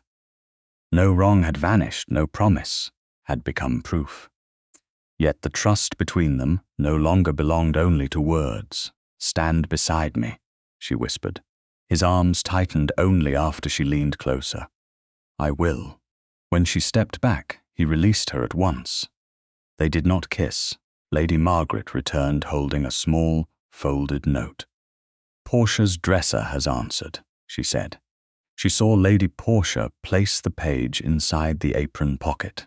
She was ordered to resew it with pale green silk, and threatened with the loss of every reference if she spoke. Isabel looked at Dominic. The suspicion that had cost her a home had finally acquired a witness. On the table between them, Cuthbert's false confession had left no paper behind. But its watermark had already betrayed the year in which his lie was born. On Tuesday evening, the 27th of April, Avelhurst House received its guests beneath chandeliers bright enough to expose every expression and flatter none. Clergymen, publishers, patrons, and several members of the nobility filled the drawing room where Isabel had once stood with a silver coffee tray in her hands. This time, she entered through the front hall beside Lady Margaret Redmayne, wearing a dark blue gown of modest cut and carrying no badge of service. The 3 grey-tied quires, the printer's receipt numbered 214, and the brass swallow marker rested inside Lady Margaret's locked document case. Jonas Firth arrived with the galley-proof compositor's ledger, authentic covering note, paper supplier ledger, and watermark sample still in his own custody. Dominic retained the steward's sealed packet containing the torn diplomatic page and the notebook from which it had been removed. Mrs. Tyndall kept Isabel's altered apron secured in the household record cupboard until it was required. Nothing had been moved without witness. Nothing depended upon memory alone. Dominic met Isabel at the drawing-room doors. "Are you ready?" he asked. "No." The answer almost drew a smile from him. "Neither am I." "Then we'll rely upon preparation. And truth. Truth requires order. You shall have it." He opened the doors and walked beside her, not before her. Conversation weakened as they entered. Lord Cuthbert stood near the hearth, with his dispatch case at his feet. Lady Portia sat among the patronesses in pale pearl silk, composed enough to suggest that no accusation had ever touched her. Several guests watched Isabel with curiosity. Others looked offended that a former maid had entered through the front hall. Dominic moved to the center of the room. This gathering was arranged to support a grammar school and to honor Lord Cuthbert Marston's contribution to classical education. Questions have arisen regarding the treatment of Reverend Matthias Mercer's work, and regarding an accusation made against Miss Mercer in this house. She will speak first. She is not here as my servant. She resigned 10 days ago and returns by her own choice. Isabel stepped forward before fear could settle visibly upon her. She did not begin with Cuthbert's guilt. She began with standards. My father's name was removed from a translation published in 1842. I do not ask you to accept a daughter's love as proof of authorship. I ask only that every document tonight be judged by its date, its custody, its handwriting, and the testimony of those who handled it. Lord Cuthbert lifted his dispatch case. Then let us begin with the document Reverend Mercer wished to hide. He opened the case and removed the folded confession. In this letter, he admits copying portions of my work, threatening scandal, and regretting the injury done to my reputation. A murmur crossed the room. Dominic did not interrupt. Isabel held out her hand. "May I examine it?" Cuthbert hesitated, then placed it in her palm. She read the English lines aloud. The handwriting resembled her father's from a distance, though its precision felt imitated. When she reached the Latin sentence of remorse, she read it once, then again. "This conditional is wrong," she said. Portia gave a quiet laugh. "Must a dead man's confession be dismissed because of grammar?" "No," Isabel replied. "Grammar alone proves nothing." The fairness of the answer quieted several guests. However, Lord Cuthbert used the same mixed construction when he threatened me on the 13th of April. The same habit appears in an authentic signed note held by Mr. Firth. It is relevant only because it points toward another hand. Dr. Halford came nearer. A supporting clue, not a conclusion. Exactly. Isabel turned the lower corner toward the nearest candle. The faint crown and fur watermark appeared. Jonas Firth stepped forward with the supplier ledger. Firth and Son first received paper bearing this mark in April of 1845, he said. "The invoice and sample remain in my records." He placed the sample beside the confession. The marks matched. "Reverend Mercer died in 1844, Isabel said. Silence followed. Cuthbert's face did not change, but his hand closed around the edge of the table. Jonas continued. "This paper did not exist in my shop during Reverend Mercer's lifetime." Dominic took the confession only after Isabel released it and placed it beside the ledger. "The document cannot have been written by Reverend Mercer on this sheet." Portia rose. "Even if the letter is false, that says nothing of the diplomatic page found in Miss Mercer's apron." "No," Isabel said, "it does not." She turned toward Mrs. Tyndall. The housekeeper brought forward the second service apron and laid it flat upon a side table. Pale green silk still closed one edge of the pocket. Nell Wicks stood beside her, hands trembling. "Tell only what you saw," Isabel said. Nell nodded. "I carried the pressed apron to Lady Portia's dressing room on Friday afternoon. Her ladyship said her dresser would mend a loose thread. I left it on a chair because I was told to go." The apron returned later. The next morning, the page was found inside. Portia looked toward the guests. "A frightened housemaid will say anything to preserve her place."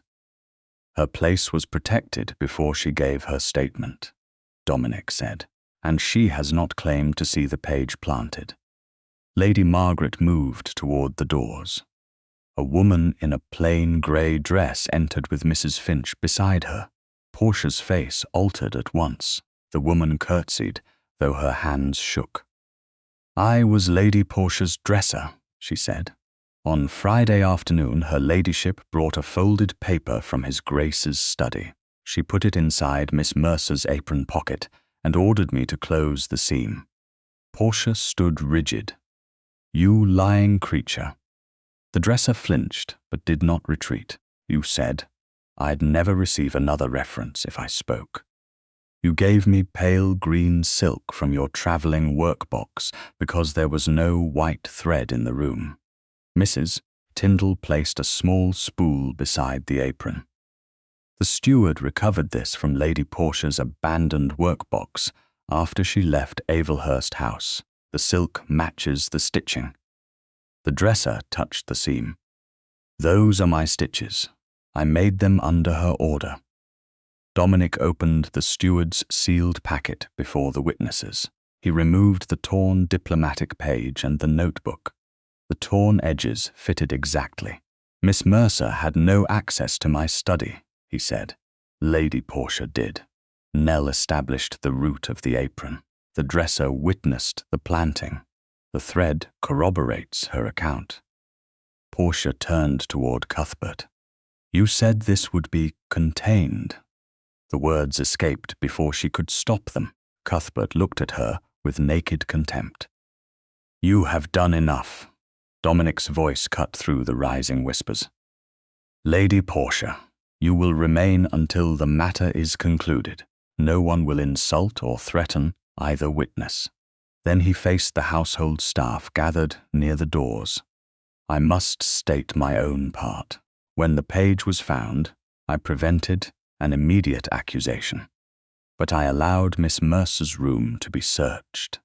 I sheltered myself behind the rules of my house and placed the cost upon her. The decision was mine. It was wrong. No one moved. Dominic did not look at Isabel for pardon. He stepped back. The room belonged to her again. Cuthbert drew dignity around himself like a cloak. A false confession and Lady Portia's foolish conduct may clear the girl of theft. They do not make Reverend Mercer an author. At most, he supplied minor assistance to work that was mine. Isabel turned to Lady Margaret. The document case opened. She lifted out the first grey-tied quire, laid it upon the table, and placed the brass swallow marker beneath the earliest dated passage. Then let us examine when the work began, she said. Dr. Halford bent toward the page. The date at the top was November of 1838, nearly 3 years before Lord Cuthbert had ever claimed his translation was underway. Isabel kept one hand beside the first grey-tied quire while Dr. Halford examined the dated page beneath the brass swallow marker. November of 1838, he said. The ink has aged with the paper. This is no recent edition. Isabel opened the next marked sequence herself. In January of 1839, my father changed the order of the clauses but preserved the uncertainty of the original argument. In June of 1840, he rejected a smoother English phrase because it made the author sound more certain than the Latin permitted. She moved to the third quire. By early 1841, he had prepared the passages for printing. Cuthbert stood rigid beside the hearth. Private drafts prove only that Mercer was attempting a translation. Alone, yes, Isabel replied. That is why we have not asked them to stand alone. She removed receipt number 214 from Lady Margaret's document case and placed it beside the dated quires. Jonas Firth came forward with the galley proof still wrapped in tissue. He opened it carefully. The same disputed passages appeared in type, their margins crowded with Reverend Mercer's narrow handwriting. Beside substantive corrections stood Cuthbert's initials and the printer's marks showing acceptance. Dr. Halford compared the proof with the June 1840 draft. The final published construction follows Reverend Mercer's correction. Across more than one passage, Jonas said. He turned another sheet beneath the tissue. This change alters the argument of the paragraph. This one restores an omitted qualification. These are not the suggestions of a casual assistant. Cuthbert's voice sharpened. A printer is not qualified to judge authorship. No, Jonas said, but I am qualified to say whose handwriting altered the proof and whose initials approved it. He opened the compositor's ledger. Against Job 214, the original title line named Reverend Matthias Mercer, and Lord Cuthbert Marston. A later instruction ordered the compositor to reset the page under Cuthbert's name alone. Jonas then unfolded the authentic covering note. This came from Lord Cuthbert with the revised instruction. Isabel read the relevant lines aloud. Mercer's contribution was described as private assistance, whose acknowledgement would confuse the public. The note ended with the same mixed conditional habit Cuthbert had used in the rear parlour and in the forged confession. Isabel did not linger on it. The grammar supports the identity of the hand, she said. The signature, the printer's custody, and the compositor's entry carry greater weight. The publisher moved closer to inspect the signature. I have received Lord Cuthbert's correspondence for years. This is his hand. Cuthbert looked from the covering note to the title ledger. Mercer agreed to assist anonymously. Then, why did the first title setting include his name? Isabel asked. And why did you promise acknowledgement before ordering it removed? There was no promise. Your instruction calls the acknowledgement confusing. One cannot remove what was never contemplated. A murmur moved through the room, but no applause followed. The truth did not require celebration to become visible. Jonas lowered his gaze. Reverend Mercer came to my shop twice. The second time, he asked why his name had disappeared from the setting. I told him the client had final authority. I had wages due and 2 presses under debt. I chose my business over his name. Isabel felt the old grief open, quieter and deeper than anger. Did he leave believing you would help him? Jonas's face tightened. Yes. And did you? No. He did not ask to be forgiven. That honesty allowed the room to understand the cost without turning him into another victim. Cuthbert reached for the covering note. But Jonas folded it back beneath the tissue. The originals remain in my custody until I surrender them to the publisher's solicitor. The publisher straightened. The current edition will be withdrawn. A corrected edition will name Reverend Matthias Mercer as translator and annotator. Miss Mercer, if you consent, you will be credited as editor of the surviving papers. Isabel looked at the 3 quires. I consent, provided no alteration is made without my approval and every surviving uncertainty is marked honestly. Agreed. Dr. Halford turned toward the patrons gathered near the hearth. The grammar school cannot be founded beneath a false scholarly record. One subscriber confirmed that his funds would remain only if the correction was made. Another withdrew support from any board led by Cuthbert. The bishop bowed to Isabel. Miss Mercer, men who should have required proof accepted rank instead. That failure belongs to more than one household. Cuthbert's composure finally broke. You would condemn a lifetime of work because a clergyman corrected a few pages. Isabel faced him. No, your lifetime is not on trial.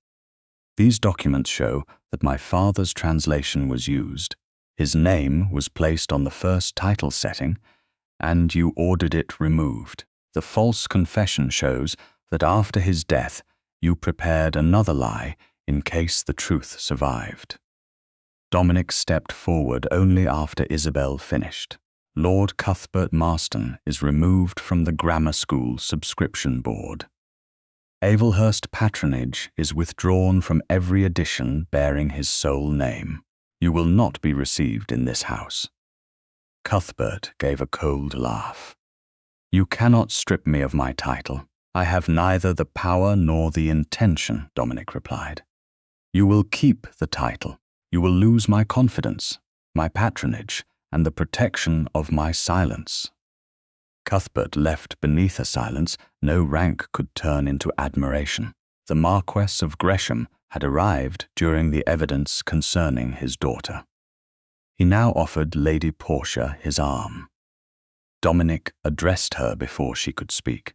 You are barred from Avelhurst House. Any expectation of marriage between us ended before tonight and will not be revived." Portia looked at Isabel with hatred stripped of elegance, then allowed her father to lead her away.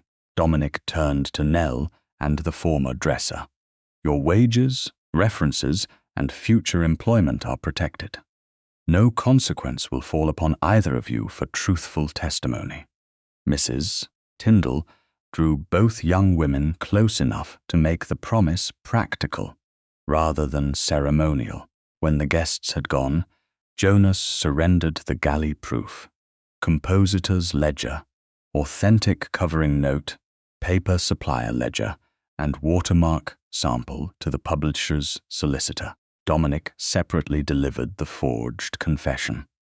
Each item was listed, and both men received signed acknowledgments. Mrs. Tyndall returned the altered apron to the household record cupboard.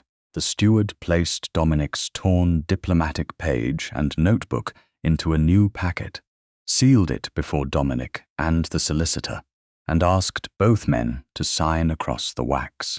Isabel retained the 3 Mercer quires, receipt 214, and the brass swallow marker. Lady Margaret carried them into the drawing room and set the case beside her. The doors remained open. Lady Margaret took a chair in the adjoining room, near enough for propriety and far enough for quiet. Isabel reopened the first quire to the November 1838 page and laid the brass swallow beneath her father's earliest full draft. Dominic approached, but stopped beyond reach. "Tonight restored his name," he said. "It did not erase what I did to you.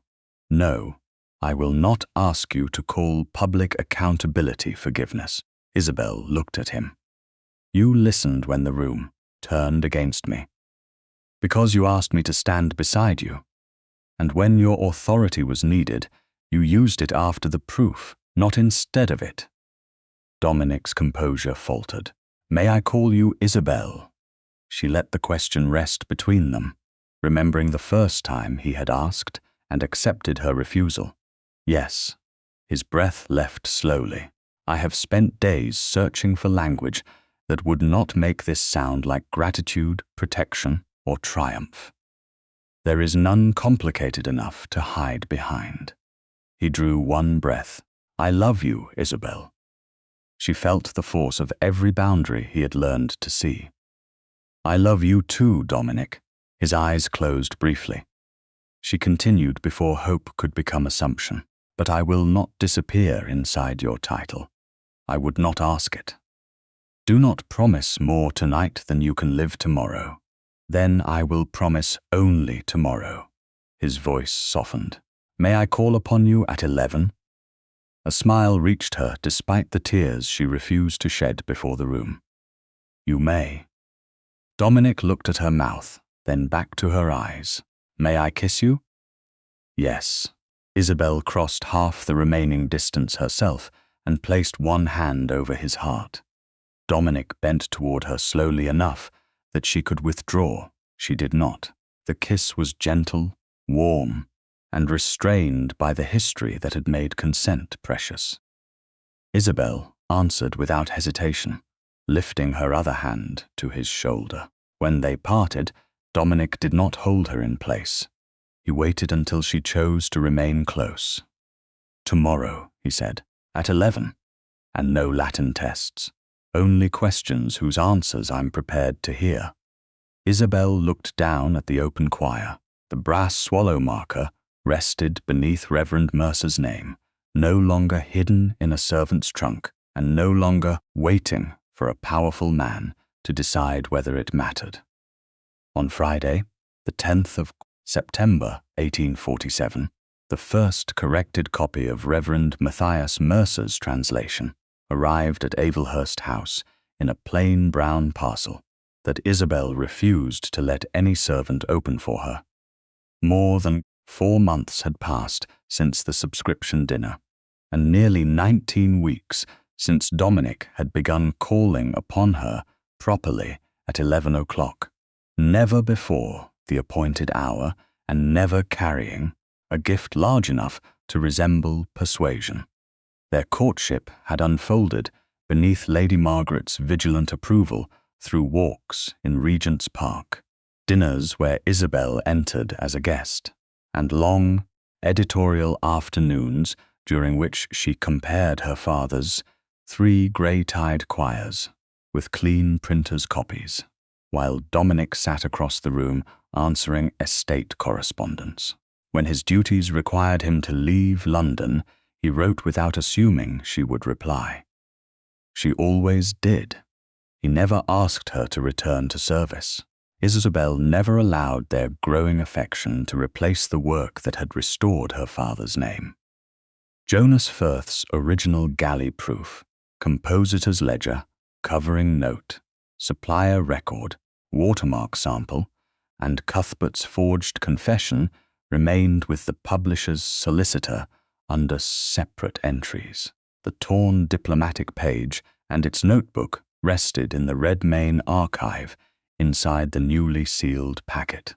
Isabel retained the Mercer quires, receipt number 214, and the brass swallow marker as her own property. The settlement drawn before her marriage stated that point so clearly, even Dominic's most cautious solicitor could not soften it. It also secured the royalties from the corrected edition, her editorial income, and a private trust beyond any household allowance. Isabel had read every clause herself. Dominic had sat beside her and corrected nothing.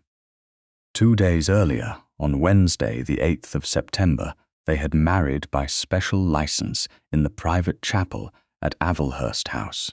Lady Margaret, Mrs. Tyndall, Nell Wicks, Jonas Firth, Mrs. Finch, and Portia's former dresser had witnessed the vows. There had been no ballroom, no fashionable crowd, and no public display arranged to turn Isabel's happiness into proof of anyone's generosity. Dominic had spoken plainly. Isabel had answered plainly. When he placed the ring upon her finger, he had looked at her as though the ceremony enlarged neither his power nor her worth, but joined 2 lives that had already learned the cost of unequal trust. Now the same witnesses gathered in the smaller drawing room, while the publisher placed the parcel on a table before Isabel. Nell wore a new dark dress purchased with wages she had earned, not charity. Portia's former dresser had accepted a position with Lady Margaret and stood near Mrs. Tyndall without lowering her eyes. Jonas Firth held his hat in both hands. The publisher cut the string only after Isabel nodded. He lifted out a volume bound in deep brown calf and laid it before her. No one applauded. The silence was better. Isabel opened to the title page. Reverend Matthias Mercer appeared first, named as translator and annotator. Beneath his name, in smaller type, stood, edited from the surviving papers by Isabel Redmayne, Duchess of Avelhurst. For several seconds she could not touch the page. Her father had died, believing the record would remain false, because men with titles had found falsehood convenient. Now his name existed in durable ink, not hidden in a daughter's trunk, not spoken only in rooms where no one powerful listened. Jonas stepped forward. "Reverend Matthias Mercer," he said aloud. His voice shook, but he did not look away. "Translator and annotator." Isabel placed one hand upon the page. "Thank you, Mr. Firth. I should have said it when he was alive." Yes, she did not offer absolution he had not requested. Jonas bowed his head. "I know." The publisher explained that the withdrawn edition would no longer be sold under Cuthbert's sole name, and that all new copies would carry the corrected credit. Isabel listened, asked 2 questions concerning the preservation of variant readings, and approved the final notice to subscribers. Only when the business was complete did Dominic approach. "There is something else I should show you," he said. "That phrase has caused trouble before. This time, I believe the object is architectural. Lady Margaret gave them a look of exaggerated suspicion. Keep the doors open. Dominic obeyed. He led Isabel along a quiet passage at the rear of the house and stopped before two adjoining rooms. The first had been fitted with pale shelves, a broad writing table, a locked document cupboard, and windows facing the garden square. Her 3 grey-tied choirs already rested inside the cupboard because Isabel had placed them there herself that morning. No one else possessed the key. The second room contained Dominic's estate maps, diplomatic papers, and several disorderly towers of books. Between the studies stood a connecting door with a lock on each side. "Your room and mine," Dominic said. "The connecting door opens only when both locks are free." Isabel tested the key in her own hand. "You have made architecture learn manners. I had a severe tutor. Your progress remains uneven. Marriage has made you merciless. Marriage has made me more difficult to dismiss." His smile softened. That was among its chief attractions. They returned to her writing table with the corrected volume. Isabel opened the first Mercer choir and removed the brass swallow marker from the November 1838 page. The little bird remained tarnished, its narrow body warm from her hand. She placed it across the corrected title page. Dominic drew a folded sheet from his coat. "I attempted a sentence this morning. Without supervision, I was reckless." She unfolded it. In his careful hand stood, "Si uxor meami corrigat, sapientia fiam." "If my wife should correct me, I shall become wiser," she translated. Dominic waited. "Is it wrong?" "No." Relief appeared too quickly on his face. Isabel took up a pencil. "The grammar is defensible. The cadence is not." She shifted 2 words and added a small mark beneath the verb. Dominic placed one hand over his heart. "Cruelty on the second day of marriage. Accuracy on the second day of marriage. I foresee decades of correction. You were warned before the chapel." He reached toward her hand, then paused, the old question remaining in his eyes even now. Isabel turned her palm upward. Dominic took it and lifted her fingers to his lips. The kiss he placed there was slow, affectionate, and private despite the open door. "I love you," he said. "Even when you improve my sentences, I love you too." Isabel rose without releasing his hand, though improvement is expected. Relentlessly, naturally, she touched his cheek and drew him down into a kiss of her own choosing. Dominic answered with tenderness, one hand settling at her waist, only after she moved closer. There was no urgency in it, no claim, and no audience to satisfy. When they parted, Isabel remained within the circle of his arm because she wished to. The corrected edition lay open beside the grey-tied choir. Across the title page rested the brass swallow marker, pointing toward Reverend Matthias Mercer's restored name. Dominic's amended Latin sentence waited beside Isabel's pencil. Their joined hands rested between the 2 rooms, and the connecting door remained open because both of them had chosen it.